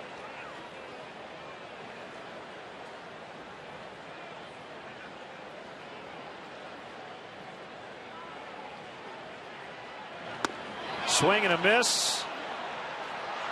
Pena's safe as Ugla kind of overran the bag. Well, if Ugla's right there on the base, they're going to get Pena for a strike him out, throw him out. But as it is, he picks up the theft, and it's his first as a Cub. Once again, McCann really sitting back on his haunches, letting that ball come to him. Dan Ugla a little late getting to the bag at second, and he's on the move. Can't stop his momentum in time to get the tag down. Pena slides to the outfield side of the bag and is in safely. It almost looked like Ugla made a calculated risk that Johnson was going to either put it in play or walk. But he wouldn't swing and miss. Well, based on the two swings before, that's what Reed was trying to do. Yeah. Shoot that hole in the right side. The new Bud Light Bleacher Series provides fans with exciting new opportunities in the Bud Light bleachers this season, including free T-shirt Mondays, $3 12-ounce draft Bud and Bud Light Tuesday nights, and $1 Vienna beef hot dog Wednesdays. Tuesday night special is also available in select locations in the seating bowl. For more information and to purchase tickets, visit Cubs.com.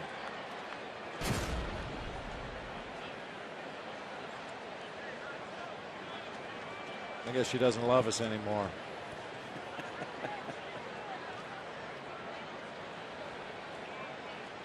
Tyler Colvin with Tony Campana at second.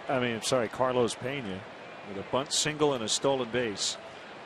That makes you think of Tony Campana. Yes, it does.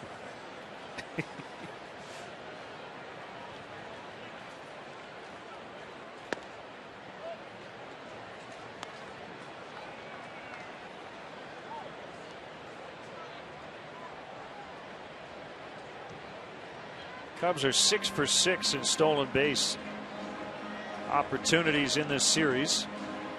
All with Brian McCann behind the plate. We have not seen David Ross, the backup. Pitching coach Roger McDowell chatting with the skipper.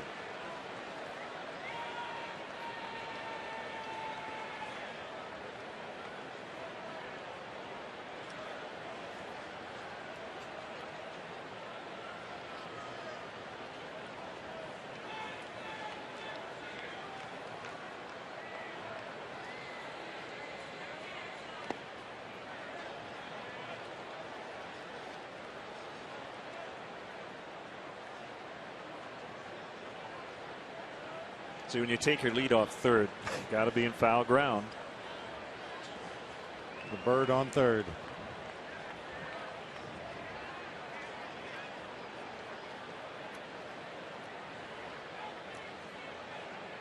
Call that a walking lead? There's a foul ball, F-O-W-L.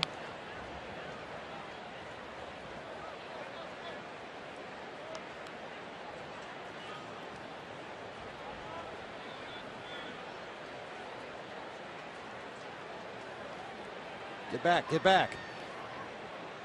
You're going to get picked off.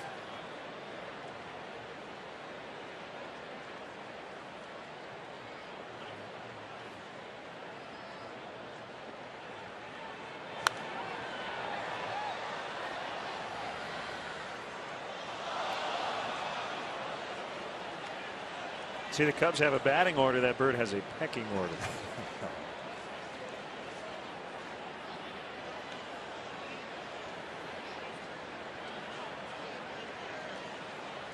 Not sure why he's playing in 2 strikes on Colvin.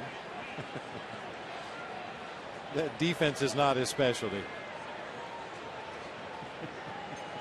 There's the Cubs Bird.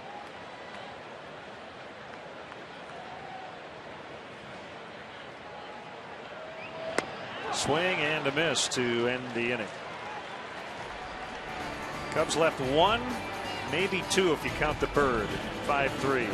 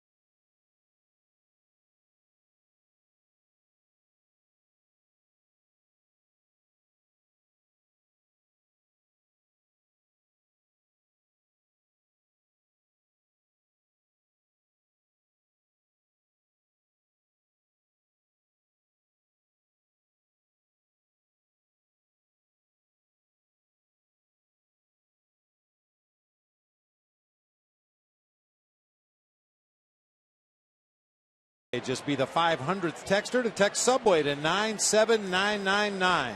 Go to WGNTV.com for complete information and rules.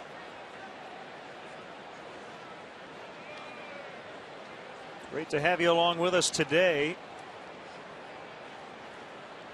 And we'll take this WGN Sports Show on the road the next 2 nights in Milwaukee. Brewers off today, having won 24 of 29.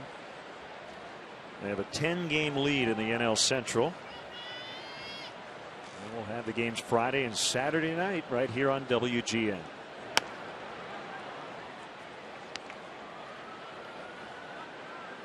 Dan Uggla took a bases loaded walk in the 3rd for his 67th run batted in. 30 homers. He's the first second baseman to do it 5 times as he drills that ball out off the wall, and it's going to be a single. And he will hold at first. He banged that one off the wall in left center, and Marlon Byrd wheeled and fired it back in.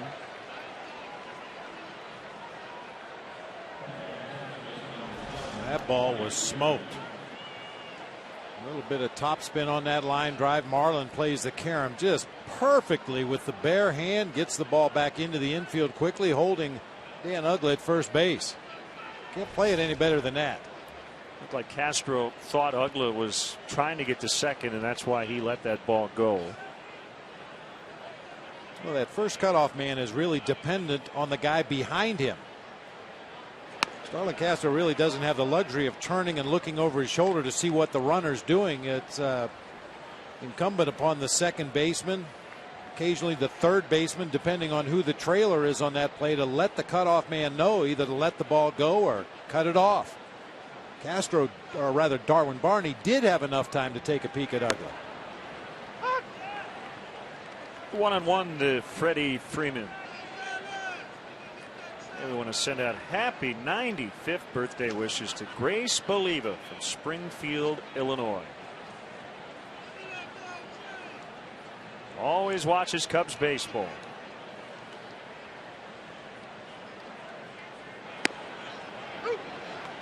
Happy birthday wishes go out to Laura Rice.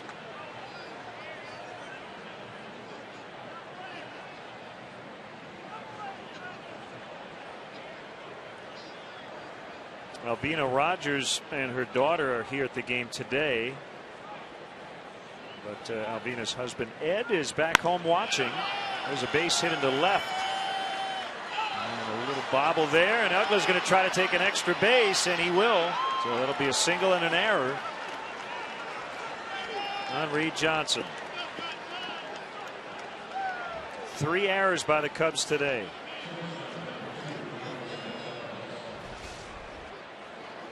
Freeman with an inside out swing just flips that ball into left field. Very routine looking play. Reed just took his eye off the ball momentarily. It hit him in the thumb of the glove instead of the pocket, and that's all the time Dan Uggla needed to advance on to third base.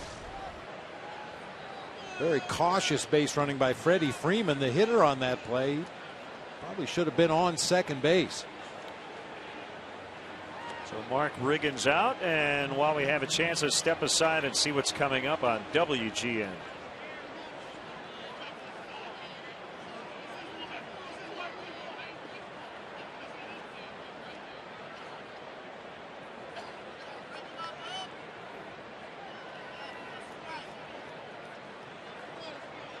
Cubs with 3 errors today, matching their total over their previous 9 games. Veteran lefty John Graybo is up. So again, a shout out to Ed Rogers watching in New Haven, Indiana today. It's from your wife Albina.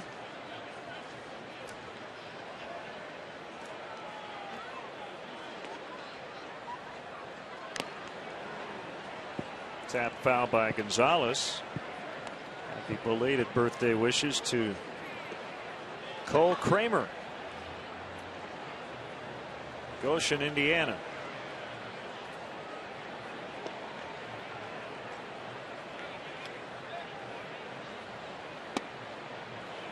Also happy belated anniversary to our good buddy Tommy Dare, his wife Arlene, celebrating their 51st anniversary on the 20th. We weren't on the air that day, didn't have an opportunity to wish Tommy and Arlene a great day, but we'll do it here today. You did, it just wasn't broadcast. Foul. Hit hard by Gonzalez.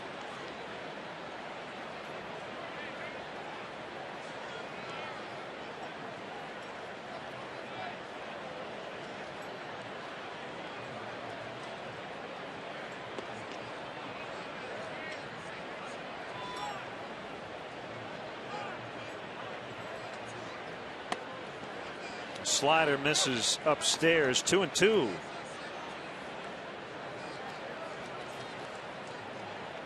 Got a nice note from Paul Kinney from Blue River, Wisconsin.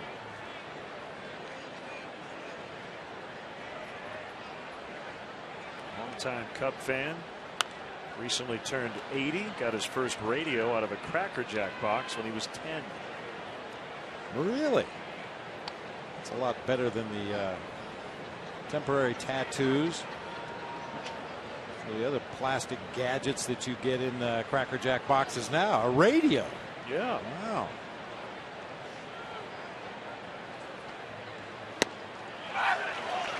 Gonzalez upset with himself as he strikes out. 6 for Garza. Boy, and a big one right there. Sets up the possibility of a double play getting out of this jam. Blew a low heater right past Alex Gonzalez.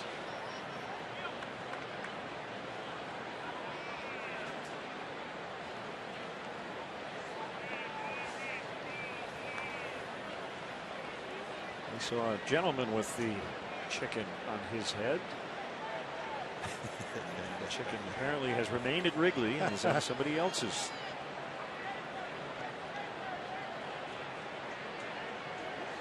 First and third with one out as Hayward pops it foul.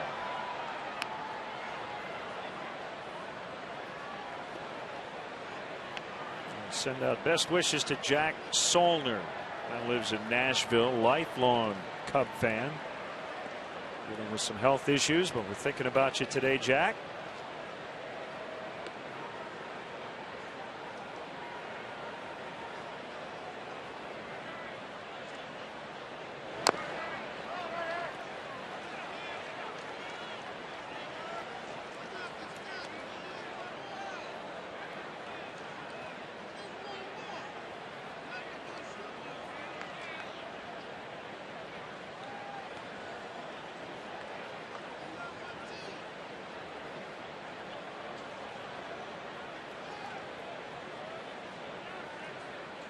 A struggle today for Garza.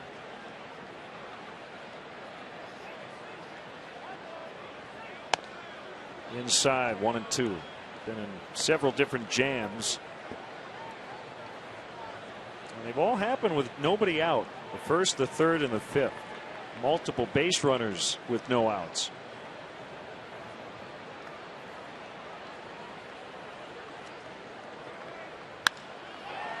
Fly ball hit to left. This should get Ugla in no problem. Johnson's throw goes towards second. Ugla scores. It's a sacrifice fly for Jason Hayward to make it 6-3. So they have their 3-run lead back.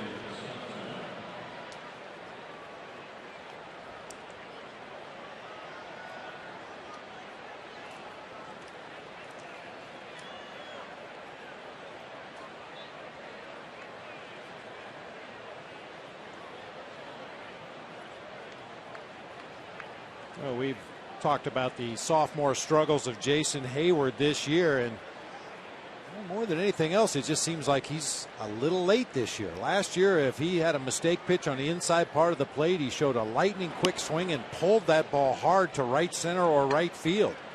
Really having some issues getting that bat head out in front of home plate. Every ball we've seen him hit hard this season has been to the opposite field. Well, he had a left thumb injury last year, put him on the DL. This year, some right shoulder soreness. Reed Johnson on the run, retires Constanza. They add a run, and it's now 6-3 in the fifth.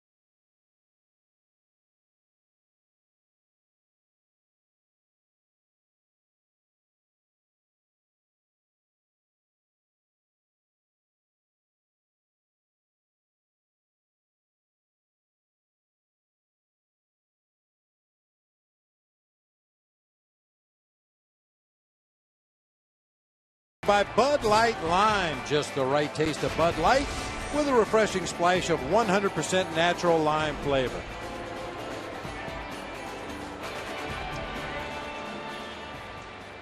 England says go, Cubs go.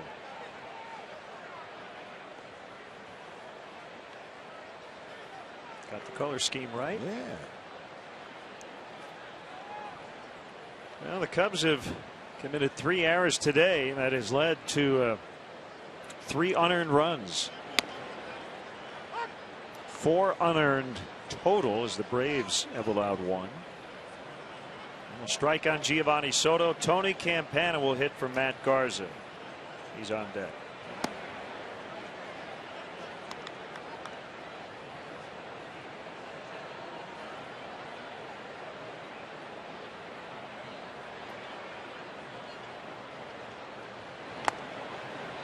A record-setting day for the Cubs on this day in baseball history, Len. Looking back to 1922, the Cubs led the Phillies 25-6 in the 4th inning. Well, in the 9th, the Phillies had the bases loaded. The score was 26-23 before the final out was finally recorded. An all-time record in Major League Baseball for combined runs by 2 teams in a single 9-inning game. Could you imagine Ron Santo calling that game? Oh, my.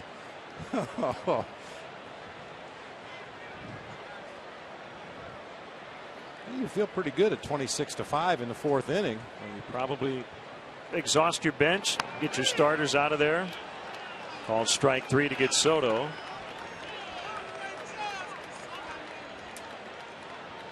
And here is Campana.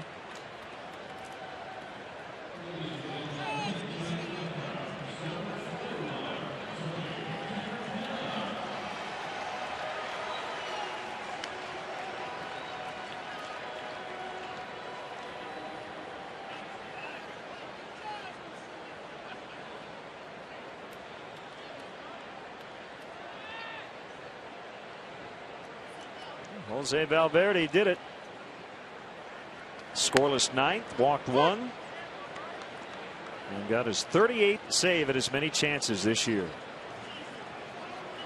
Detroit 2-0 over Tampa Bay. Pulled 7 different muscles celebrating after that big save. Well, he talks the talk, so to speak, but Yes, he walks it too. Yes, he does.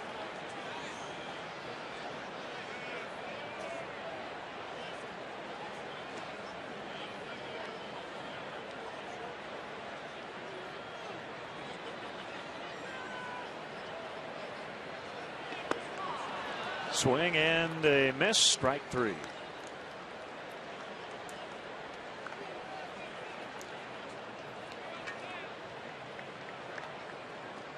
When you play the Wheel of Fortune instant game from the Illinois Lottery, you could win one of 5 top prizes of $250,000 or one of over 52,000 additional prizes, ranging from $50 to $1,000 instantly.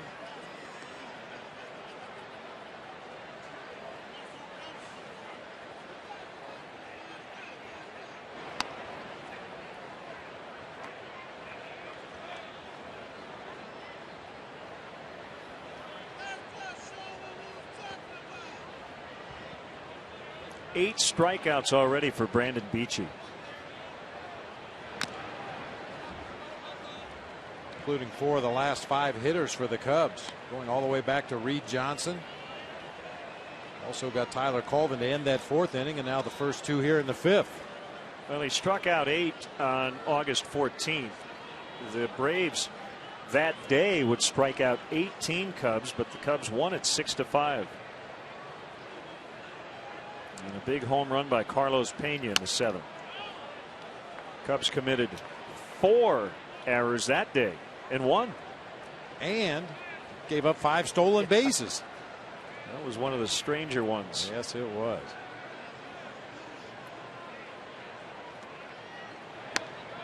How about the game Monday here? The Cubs stranded 15 in a 9-inning game and didn't score. They got shut out. That is very, very difficult to do. With that many guys on base and not get a run.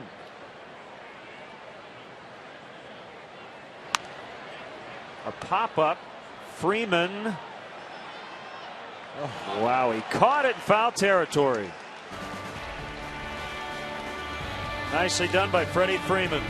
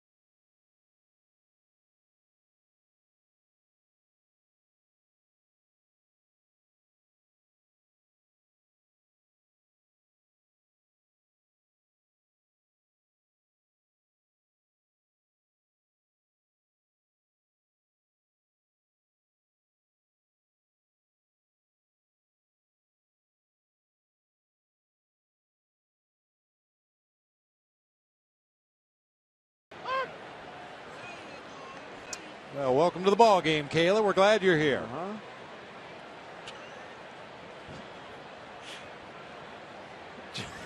John Gravo's the new Cub pitcher. 2 quick strikes on Brandon Beachy. Struck out twice against Matt Garza.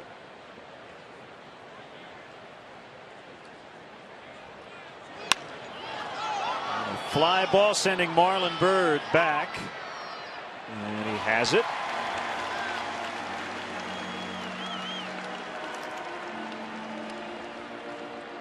Stroll through the home of the Cubs to get an insider's look at more than 97 years of history in this legendary ballpark. Guided tours may include visits to the press box, clubhouses, and dugouts, as well as a chance to actually step on the field. For more information or to purchase tickets, go to Cubs.com. Tour sizes are limited and sell out fast, so get your tickets today. A lot of big groups taking tours throughout this homestand.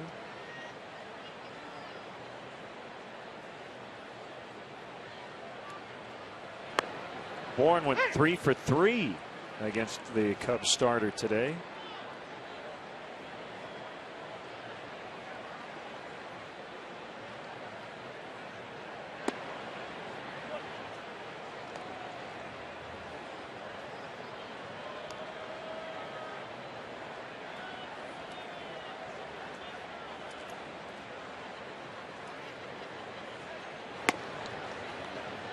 Off the plate inside, 3-1.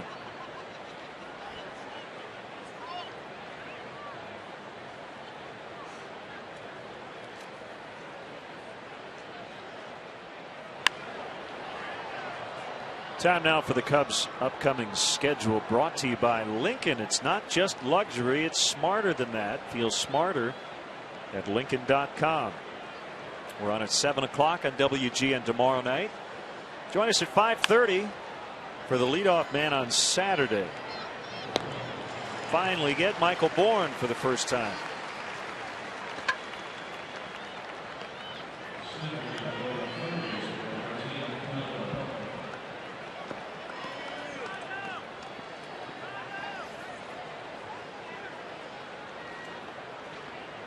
And on a rooftop, but they're actually watching from a building across the street. Actually, they're watching us.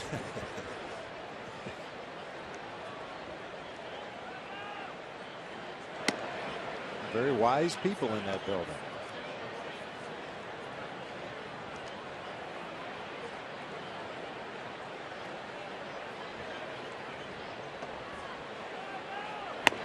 Inside again to Prado. 2 balls, no strikes.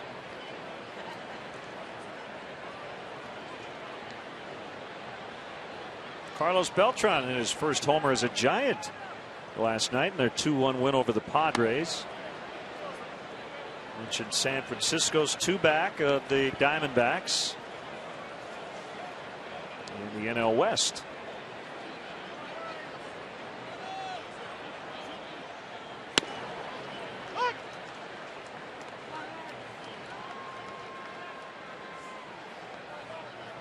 So late August in San Francisco, I did pack a couple of light jackets just in case.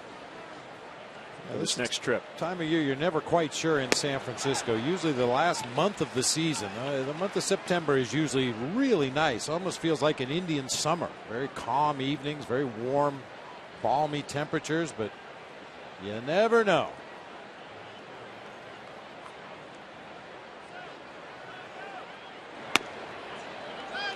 Prado takes a 2-out walk.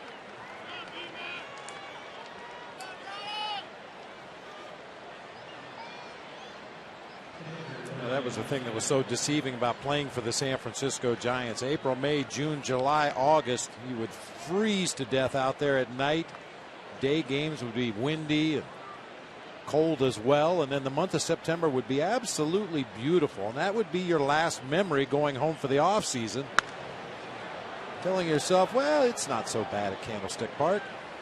And then you come back in April and remember that, yes, it is bad here. The Cubs will not have to face Brian Wilson in that series. He's on the DL with right elbow inflammation.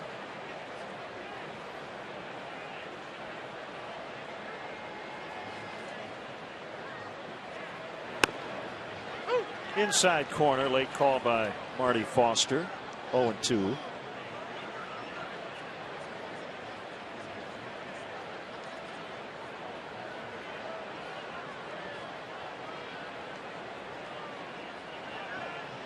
They have Prado out at second. It'll go 1-3 to 6. 6-3 Atlanta.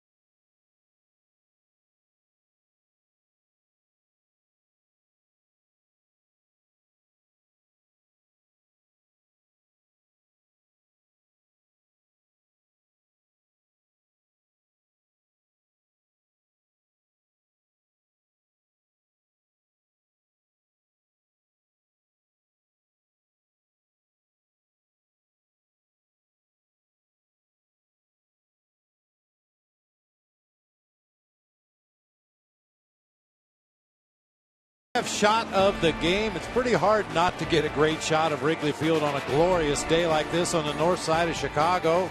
Cubby blue sky, lots of sunshine, green grass, and big league baseball. Chicago Cubs baseball is brought to you by Xfinity, only from Comcast. See if the Cubs can erase another 3-run deficit. They did it early, getting back to even in the second, but now trail 6-3.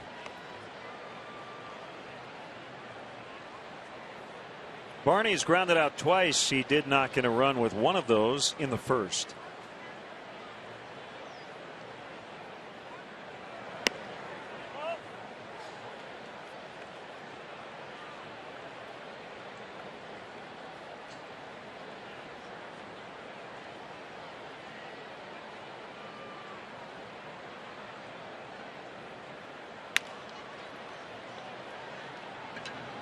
Gonzalez gets rid of it quickly. One away. Follow the Cubs with the MLB.com at Bat 11 app for your iPhone, iPad, Android, or BlackBerry. Get live audio, pitch-by-pitch tracking, video highlights, and more. Text at BAT to 31826 or visit Cubs.com for details.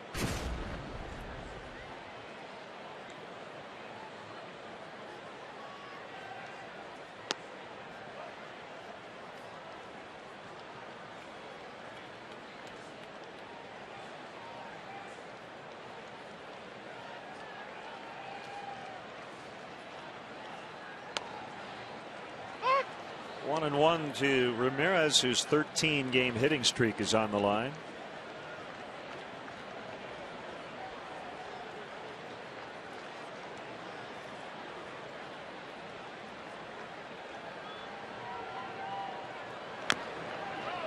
Including today, the Cubs have 13 games left here at Wrigley this season. They're 5 away from 4,000 regular season wins in this ballpark, and when they get there, they'll become the third franchise to do that in one ballpark. The Red Sox with 4,424 victories at Fenway Park, and the Yankees won 4,133 times at the old Yankee Stadium. Hard hit ground ball right to Martin Prado.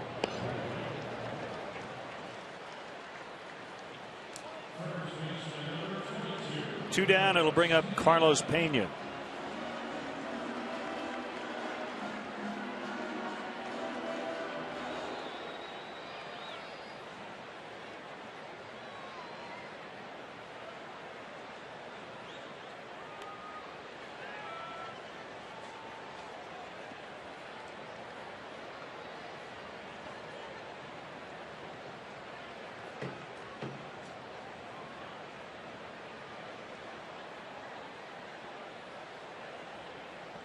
Pena ready, so here's a pitch from Beachy.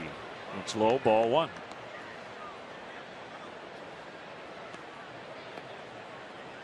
How do you think the Braves stack up with the Phillies and the Brewers and Giants and Diamondbacks, some of the other playoff contenders we've seen? I mean, really the only glaring weakness I see with the Braves is possibly their inability to control a running game. So if they happen to match up against a team that has some aggressive base runners, aggressive base stealers, I think it might be tougher for the Braves. But once again, you get to the postseason, it's usually all about finding a way to score a run, timely hitting, and how good is your bullpen. And the Braves have as good a bullpen as anybody in the game right now. Pena's safe at first after the head first slide. So he hits it into the shift for a base hit.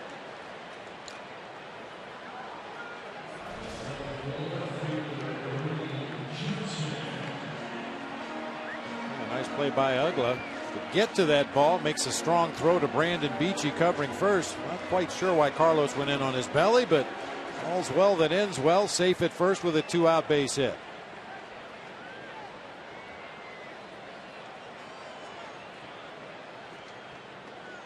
Well, that exaggerated pull shift will give you some unusual looking defensive plays. Johnson has fanned twice.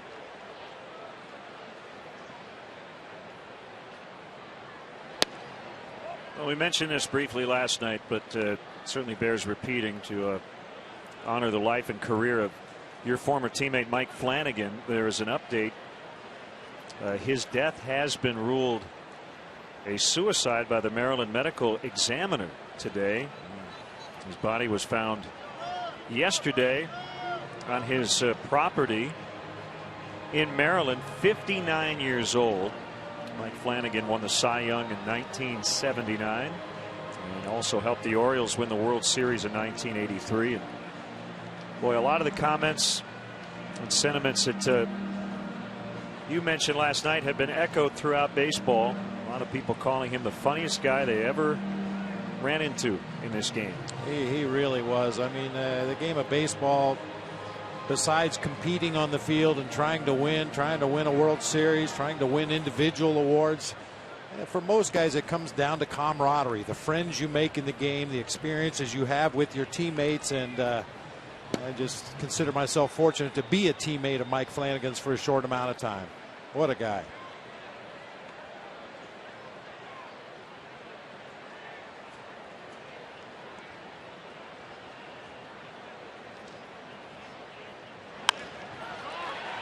Ugla can't get it, just off the edge of his glove. Pena races around to third.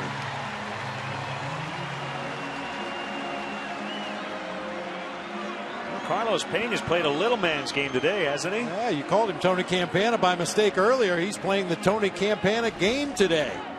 He's on a bunt, stole a base, slides head first into first, and now goes first to third on a little floater into shallow right center field.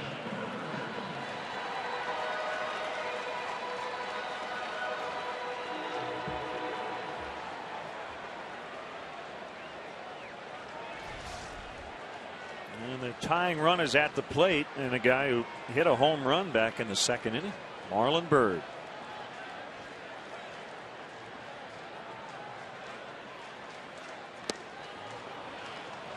Let's take a look at our BMW Ultimate Drive of the game. Mentioned the Marlon Byrd home run, his 7th of the season. The line drive variety into the bleachers in left field. Brought to you by your Chicagoland and Northwest Indiana BMW dealers. BMW, the ultimate driving machine.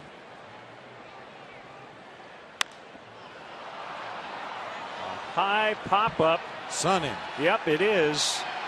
But Uggla's able to locate it. 2 2-out hits, no runs off to the 7th. 6-3 Braves.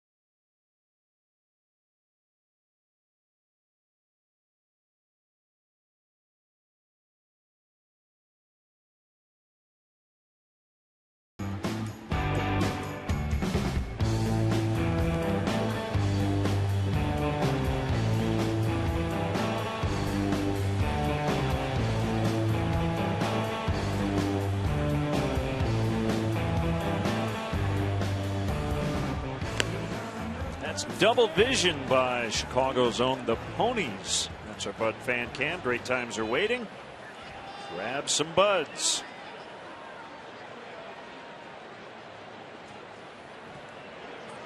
I hear the donkeys are in town too.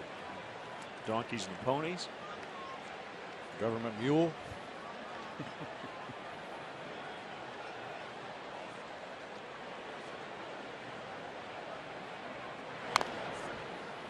McCann bounces that foul into his own dugout. Susan Tedeschi, Grammy Award-winning singer and guitarist, also in town for a Tedeschi Trucks Band performance at the Chicago Theater, and she'll conduct the 7th inning stretch.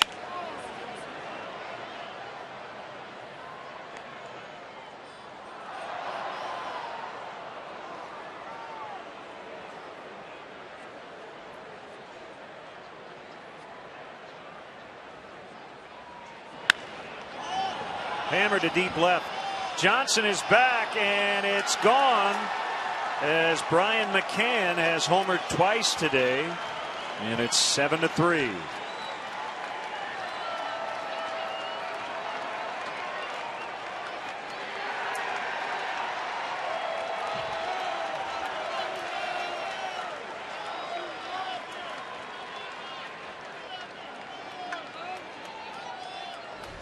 It's the first hit in 6 at-bats for Brian McCann against John Grabo. Came on a high fastball up and out over the plate.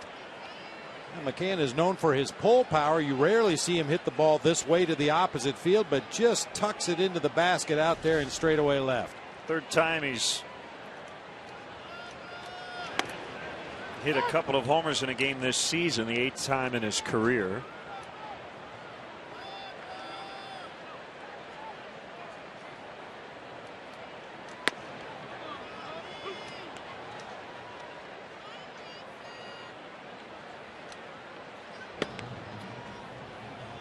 Other left-hander James Russell is up. 1-2 to Dan Uggla.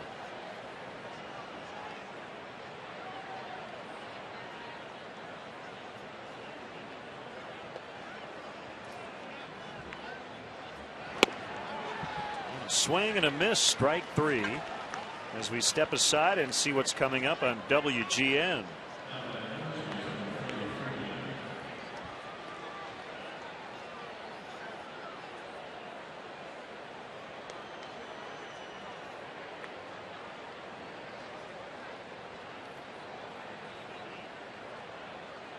Well, Brian McCann locked in today. A couple of homers, a walk. Oh, that was up and in. It was a slider. It didn't slide, and Freddie Freeman had to duck out of the way.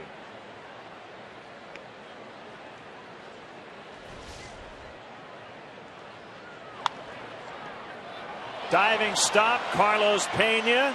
The flip, the out. Nicely done.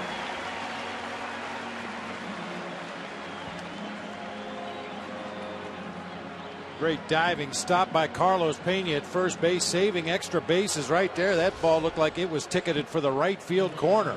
Smash off the bat of Freddie Freeman with a lot of topspin, but Pena gets to it, shovels onto John Grabo, who barely beats Freeman to the bag.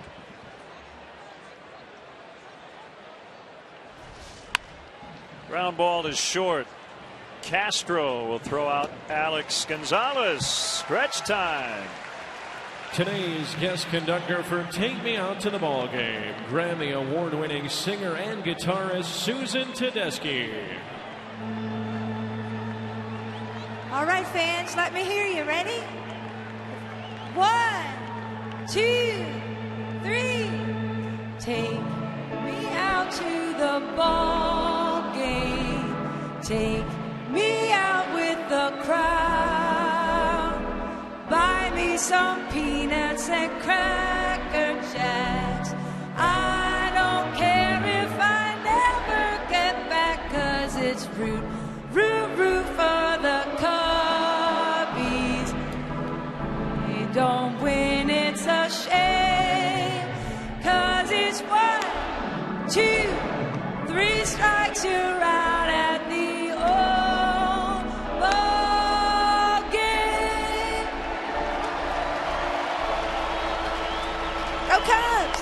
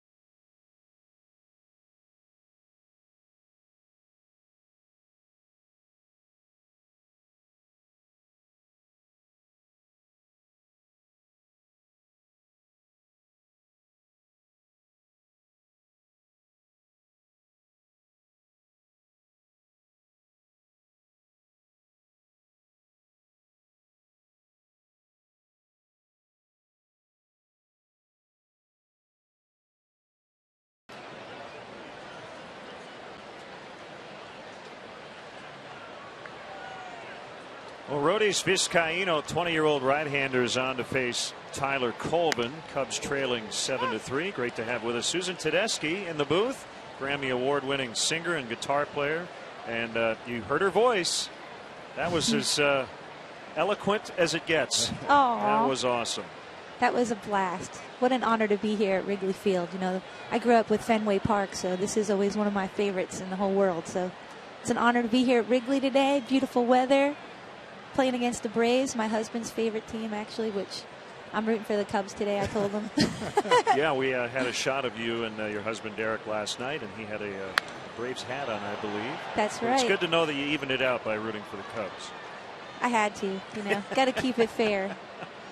But yeah, we're excited. We're playing the Chicago Theater tonight, and we're in town just for tonight. But we're going to be in the Midwest this week. We're playing Milwaukee, I think, September 2nd. So we're in the area, and you know, it's such an honor to be here. My husband actually is the hugest baseball fan, and he has a great uncle who actually pitched in the 1945 World Series. Would that be Virgil? It is. Really? Virgil Trucks. I wondered if there was any relation against there. the Cubs. That'd be darn. And he actually pitched here in 1945 and lost to the Cubs in that game, but he didn't have the loss.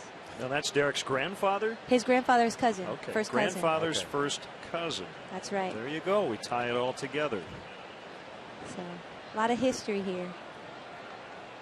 It's amazing. Here's the 2-2 to Tyler Colvin, and it's just outside on a fastball. So how is it working and traveling with your husband? I know you guys Amazing. played a lot together with Soul Stew Review, but now this is kind of a regular thing, right? It is. Yeah. The Tedeschi Trucks Band, our new album is called Revelator. Sure. And it's been amazing. We're out with an 11-piece band. We have 2 amazing drummers and, you know, 3 horns, 2 singers. Here comes the pitch. Go ahead. You want to call it? Fly to left, and it's caught. So, yeah, it's amazing being out with my husband. I don't have to be on the cell phone all the time. I actually get to see him every day. And we have 2 kids, and they come out with us on weekends if they can, or, you know, in the summer they come out with us. But, yeah, it's amazing. It's an amazing time. And you make your home in Florida, so you're glad to be anywhere but Florida right Yes. now, right? Amen. This is cool. This weather is nice and cool. But hi, kids. Hi, Charlie. I know he's at home watching. And my daughter, Sophia. Hi. I want to ask you, performed recently on the Tonight Show and on the Conan O'Brien Show. How much rehearsal do you get during the day? Do you just get to do the song a couple of times before you do it live? Yeah, it's very, very simple. You go in and, you know, the crew has to get there early and set up, but we get to go in and run the song a couple times, and then they block it, and then we wait around all day.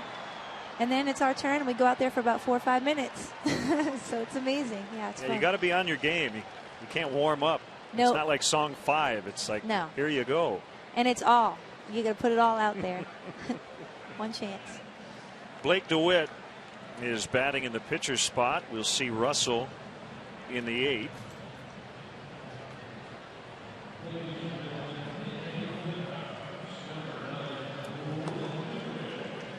I really like watching your guy Castro hit. He's really quite a hitter. Yeah, we've grown to like to watch him hit too. He's a really good young player. Really good young player. He's really fun. I love the rookies and the younger guys. You know, they just have so much potential in some of the things they do. Our crew is great. There's Virgil There Trucks. he is. He looks like a Trucks. That is wonderful. A couple of no-hitters one year. Yep. He's actually the oldest living pitcher with 2 no-hitters. Well, Susan, thanks for the time. We appreciate you stopping by and look forward to your show tonight at the Chicago Theater. Well, thank you so much. It's an honor. Thank you so much, guys.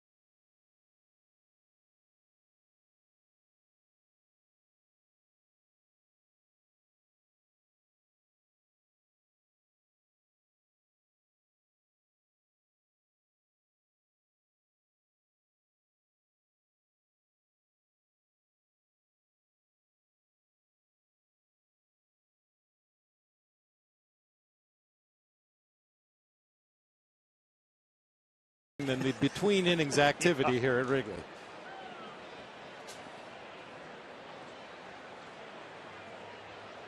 Here's James Russell.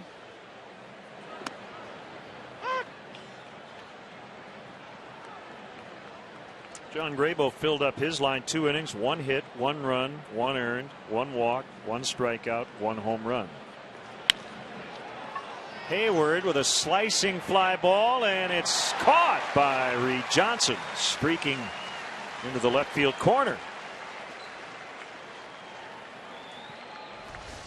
Boy, that is not an easy play for Reed Johnson. That ball slicing off the bat of a left-handed hitter. The wind continues to blow in, pushing it further away, but Reed stayed with it, tracking it all the way. Never took his eye off that ball, able to make a nice running catch down in the corner.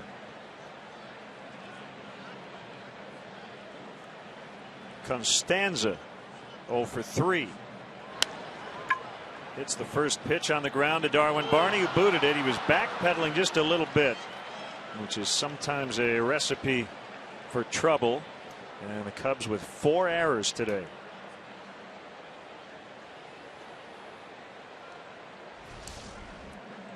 I'm sure this play, Darwin Barney will tell you he should make in his sleep. Just a couple of steps to his left, but backed up to get the bigger hop and misplayed it off the heel of his glove. You know, I'm reminded of the great speech that Jeff Santo gave when the Cubs unveiled the statue of his father Ron recently. He said, when I played, I always played the ball. Don't ever let the ball play you. And it was certainly an allegory about his life. Mm-hmm. But on the baseball field, that's generally true as well. You can make that play when you're backing up, but when you get an extra hop, and it can be pretty tricky.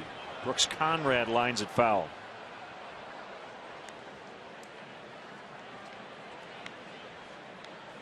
You know, Len, we're big fans of having a good time and doing something good at the same time. And fans, you're going to have that opportunity this Saturday night at 8 o'clock at the Abbey Pub.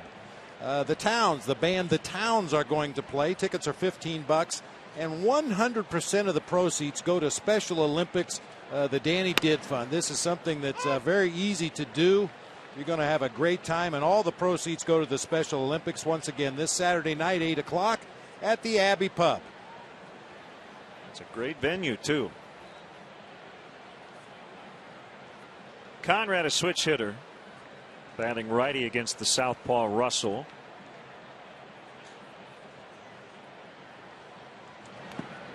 And a block by Soto. I'll check in with our Facebook friends. Kathy Elrod watching the game today. Get well soon, Kathy.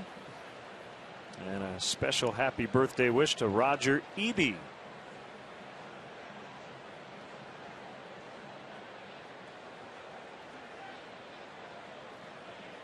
Birthday to Wendy Griffiths, and a special anniversary wish goes out to Jim and Ginny Tianis. Great swing by Conrad and hit foul out of play.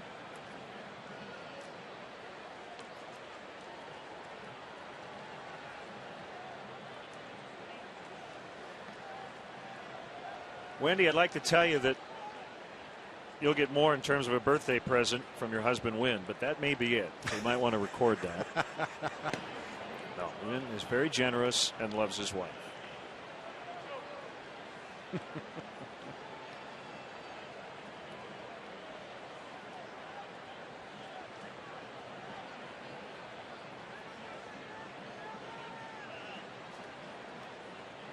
What's your standard gift after a road trip again? Any soap bars? Wrapped soap, shampoo, conditioner, body lotion, occasionally a sewing kit, and the ever popular shower cap. What about a plastic garment bag, laundry bag? Yeah, that's a good one. That's what you carry it all home in. That's the wrapping paper. 2 on with 1 out. And here's Michael Bourne. And occasionally one of those pillow mints if there happens to be any left over at the end of the road trip.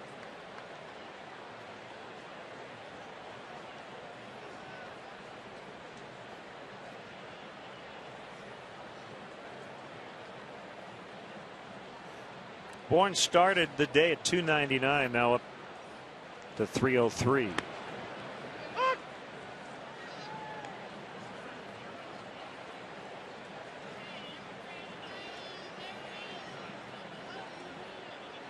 And while we tend to focus as much, if not more, on players on base average versus his batting average, don't think it's unimportant to these guys what their batting average is. 300 versus 299 is a big deal. Now, when your average starts with a 3 on the back of that bubblegum card, that's something you can point to forever.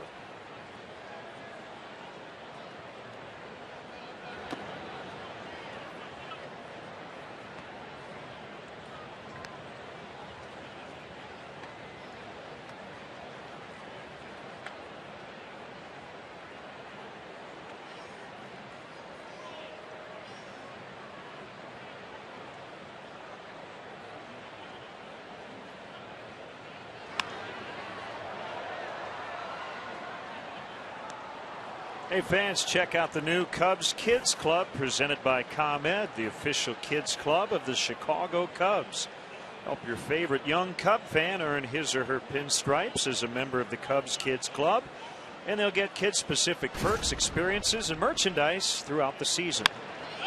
Visit Cubs.com to sign up today as Bourne singles. Throw to the plate, little late. It's his 4th knock of the day. And he makes it 8-3, scoring Constanza, and another unearned run for the Braves. That's 19 hits in this ballpark this season for Michael Bourne. It's a slashing inside out swing, finds that hole on the left side of the infield. Unfortunately, the second fastest runner on this Braves roster was on at second base, Jose Constanza, and he scored rather easily.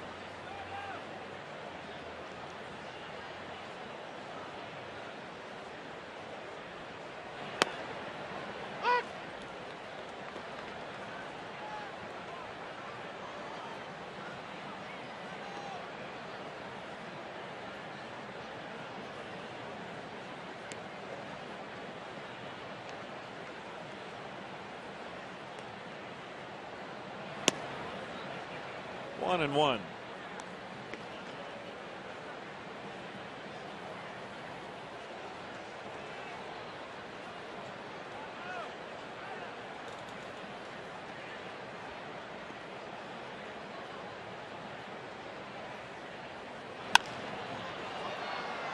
Marlon Byrd tracking.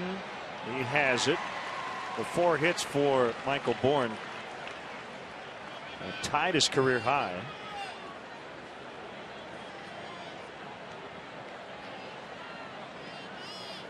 And the 2 homers for Brian McCann, who steps in. That ties the career high. Eric O'Flaherty is the lefty. And on the righty is Christian Martinez. McCann will come up short in his bid for 3 as Bird gets that one. An unearned run. It's 8-3.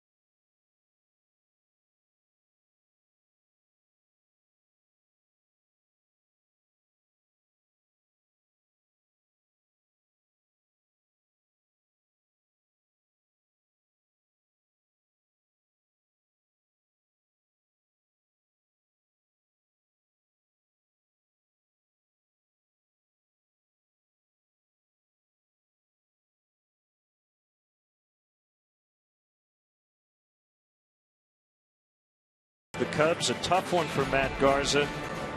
Defensively, the Cubs have struggled with 4 errors. Visit your local Honda dealer today to test drive the 2011 Honda Cross Tour, available with 4-wheel drive. Garza's faced the Braves twice this season. The Cubs have committed 8 errors in those games. He's committed a couple of them. As lefty Eric O'Flaherty has put up some pretty impressive numbers this season. Facing Starlin Castro, takes ball 1 inside.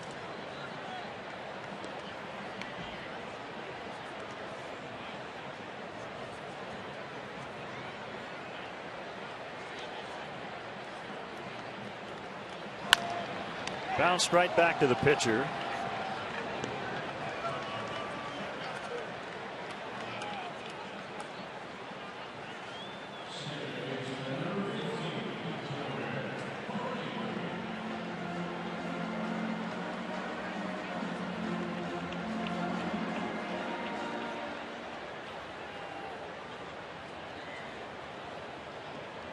Darwin Barney 0 for 3.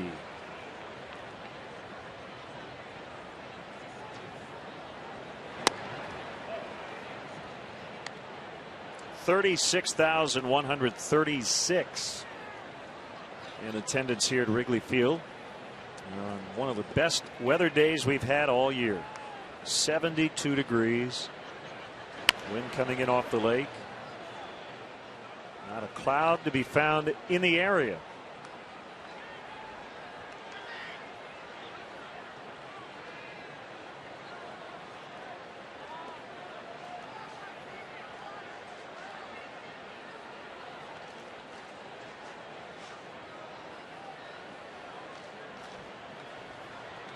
Never get sick of that view.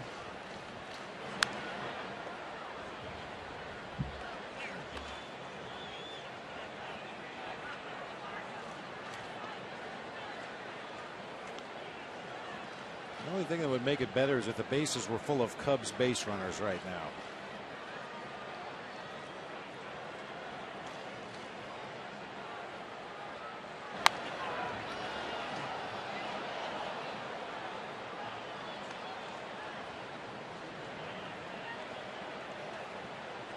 Right-hander Samardzija in the Cubs pen.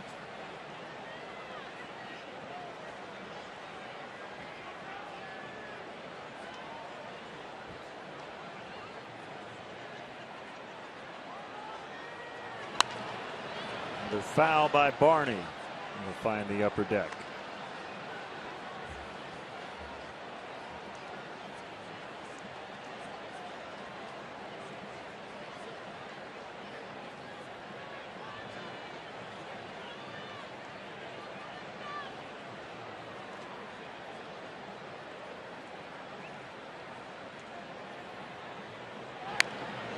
Look out, Aramis Ramirez and everybody in that dugout.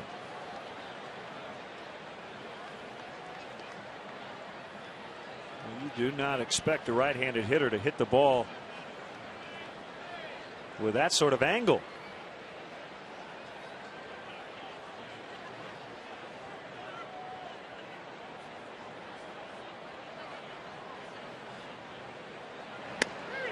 Called strike 3. 2 down here in the 8th. Darwin battling, fouling off a lot of tough borderline pitches. That slider just hangs on that inside corner long enough for a called strike 3.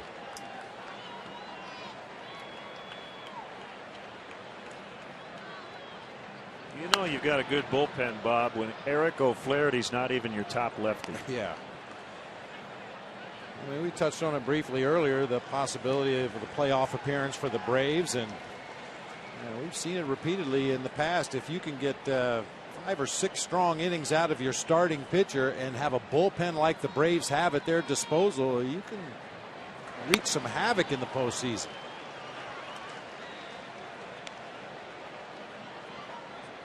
Maybe the last chance for Aramis to keep his hitting streak alive.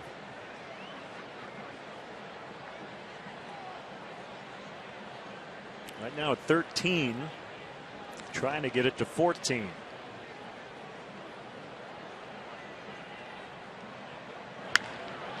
And he will. Ball stuck right on the grass in front of the wall. It's a double.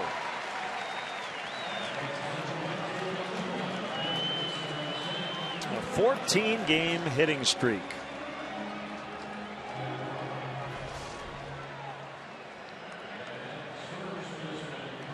Man, such a good low ball hitter.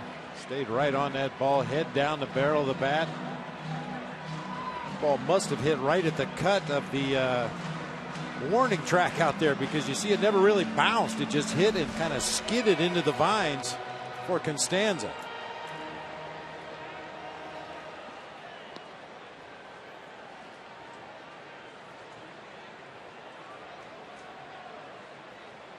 Carlos Pena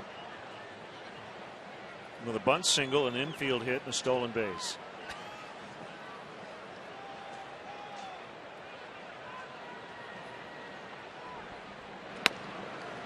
And strike one.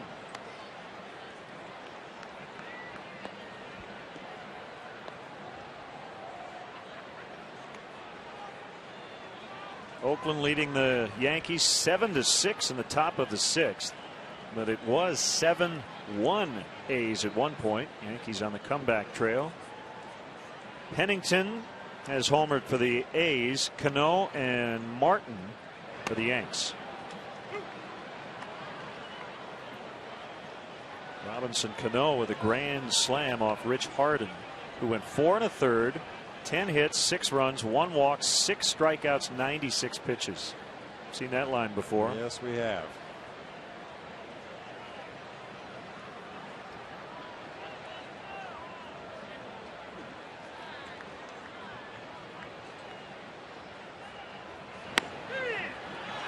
Called strike 3. O'Flaherty with a scoreless 8 as the Cubs strand a man at second.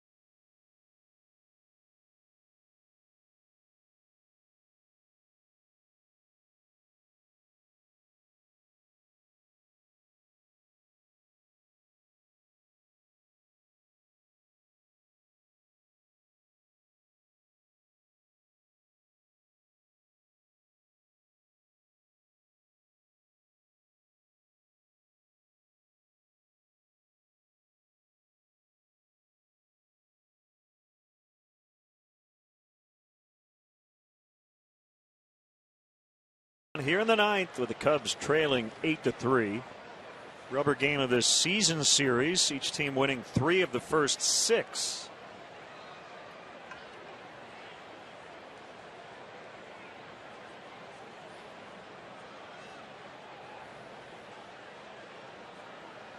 Pretty good view from the scoreboard.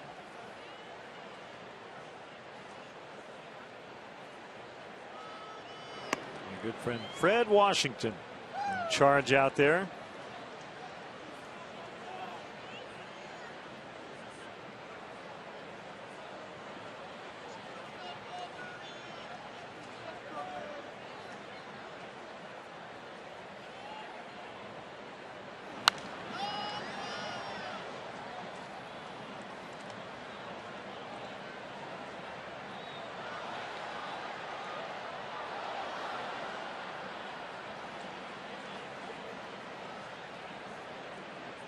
So Marja from the stretch with nobody on. And here's his 1-1. Slider was up as Ugla will fly to Bird.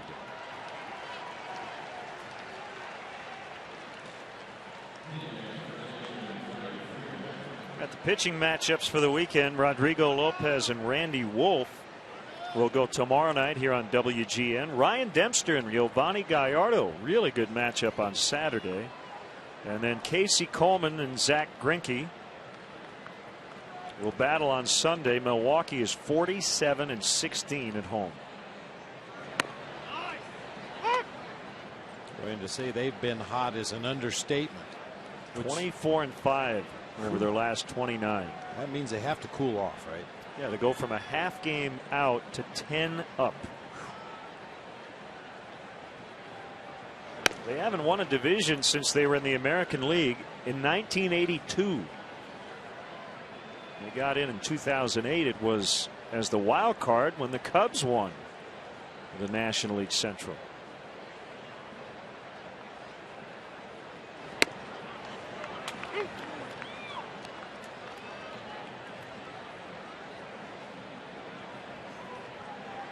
And the Brewers have really taken care of business against their own division. 38-21 against the Central this year. 17 games over 500.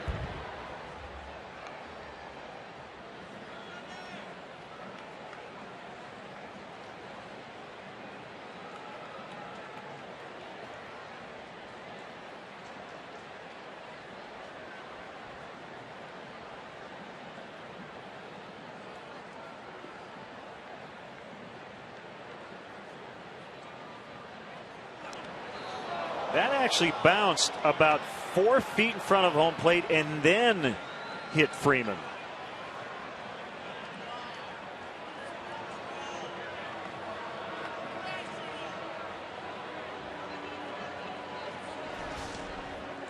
That's a tough one for a hitter. You just don't know which direction to go. Looked like it caught him right on the right knee on a hop. Giovanni Soto ended up behind that left-handed batter's box in an attempt to block that pitch in the dirt, but it plunked Freeman before it got to Soto.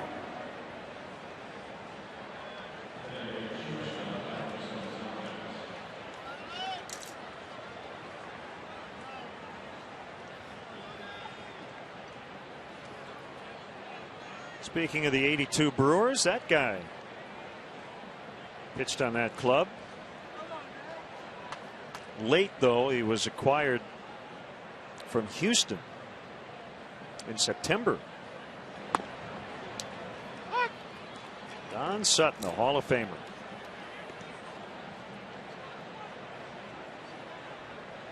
.324 game winner. He had 7 starts for the Brewers in that 82 season. Went 4-1 after winning 13 for the Astros earlier that year. Castro will turn it. A 6-3 double play. And we'll go to the bottom of the ninth. 8-3 Atlanta.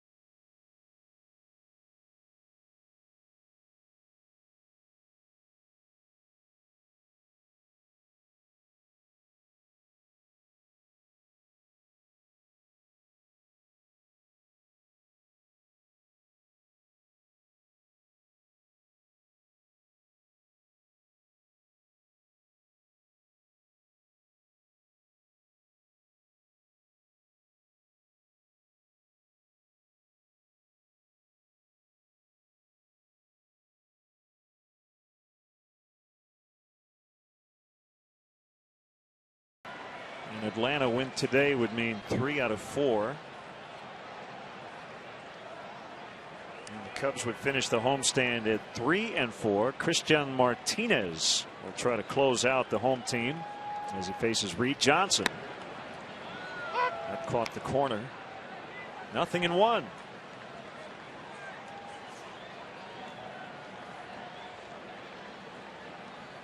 Johnson started at 347, and he's there now after a 1-for-3 beginning to this contest.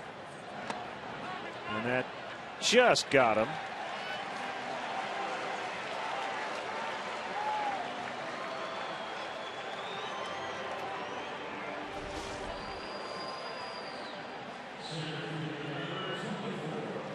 Maybe.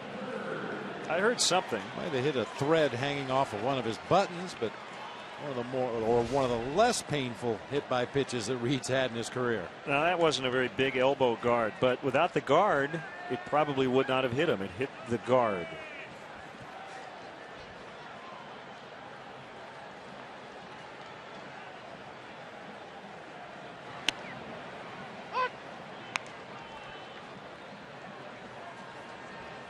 Norm and Sharon Huizenga want to say hi to all the Cub fans in Platte, South Dakota. Also, welcome to the Pasco Stars Special Olympics team here from Zephyr Hills, Florida. 15 athletes, 4 coaches in town to compete in the Special Olympics National Softball Tourney in Elgin, Illinois this weekend. Cubs need to pile up some base runners here, trailing by 5 with only 3 outs to go.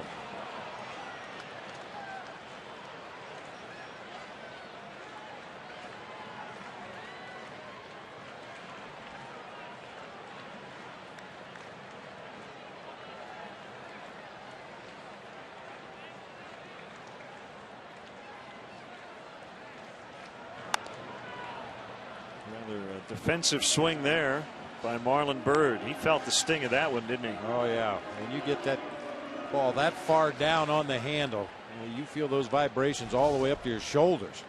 Get off me, ball.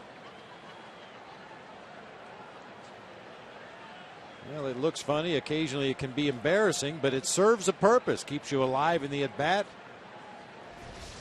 Have to throw at least one more pitch here. Maybe get a mistake, hit it hard somewhere. Prado to Ugla for 1. That's it.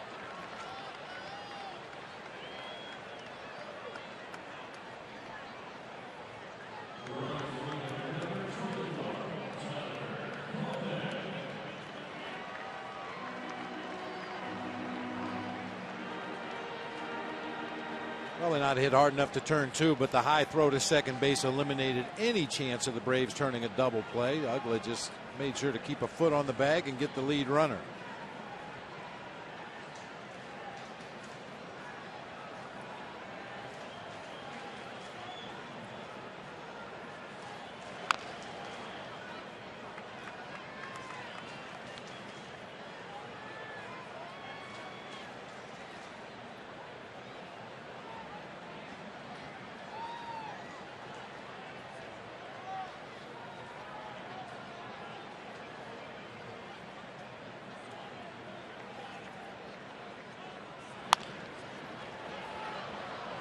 Ugla, Gonzalez.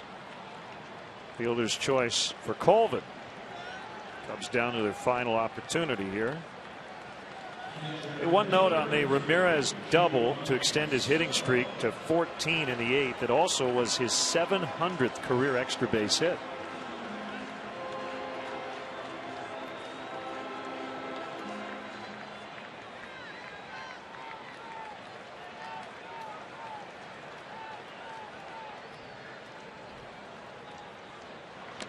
In the dirt, ball 1 to Giovanni Soto. 0 for 3 with an RBI.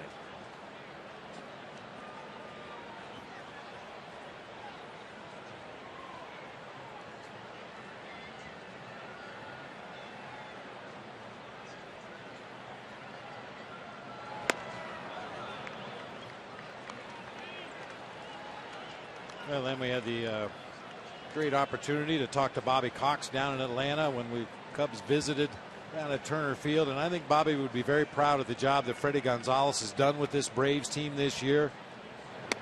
Very much in Bobby's image. You guys play the game hard, they play right, don't make a lot of fundamental mistakes.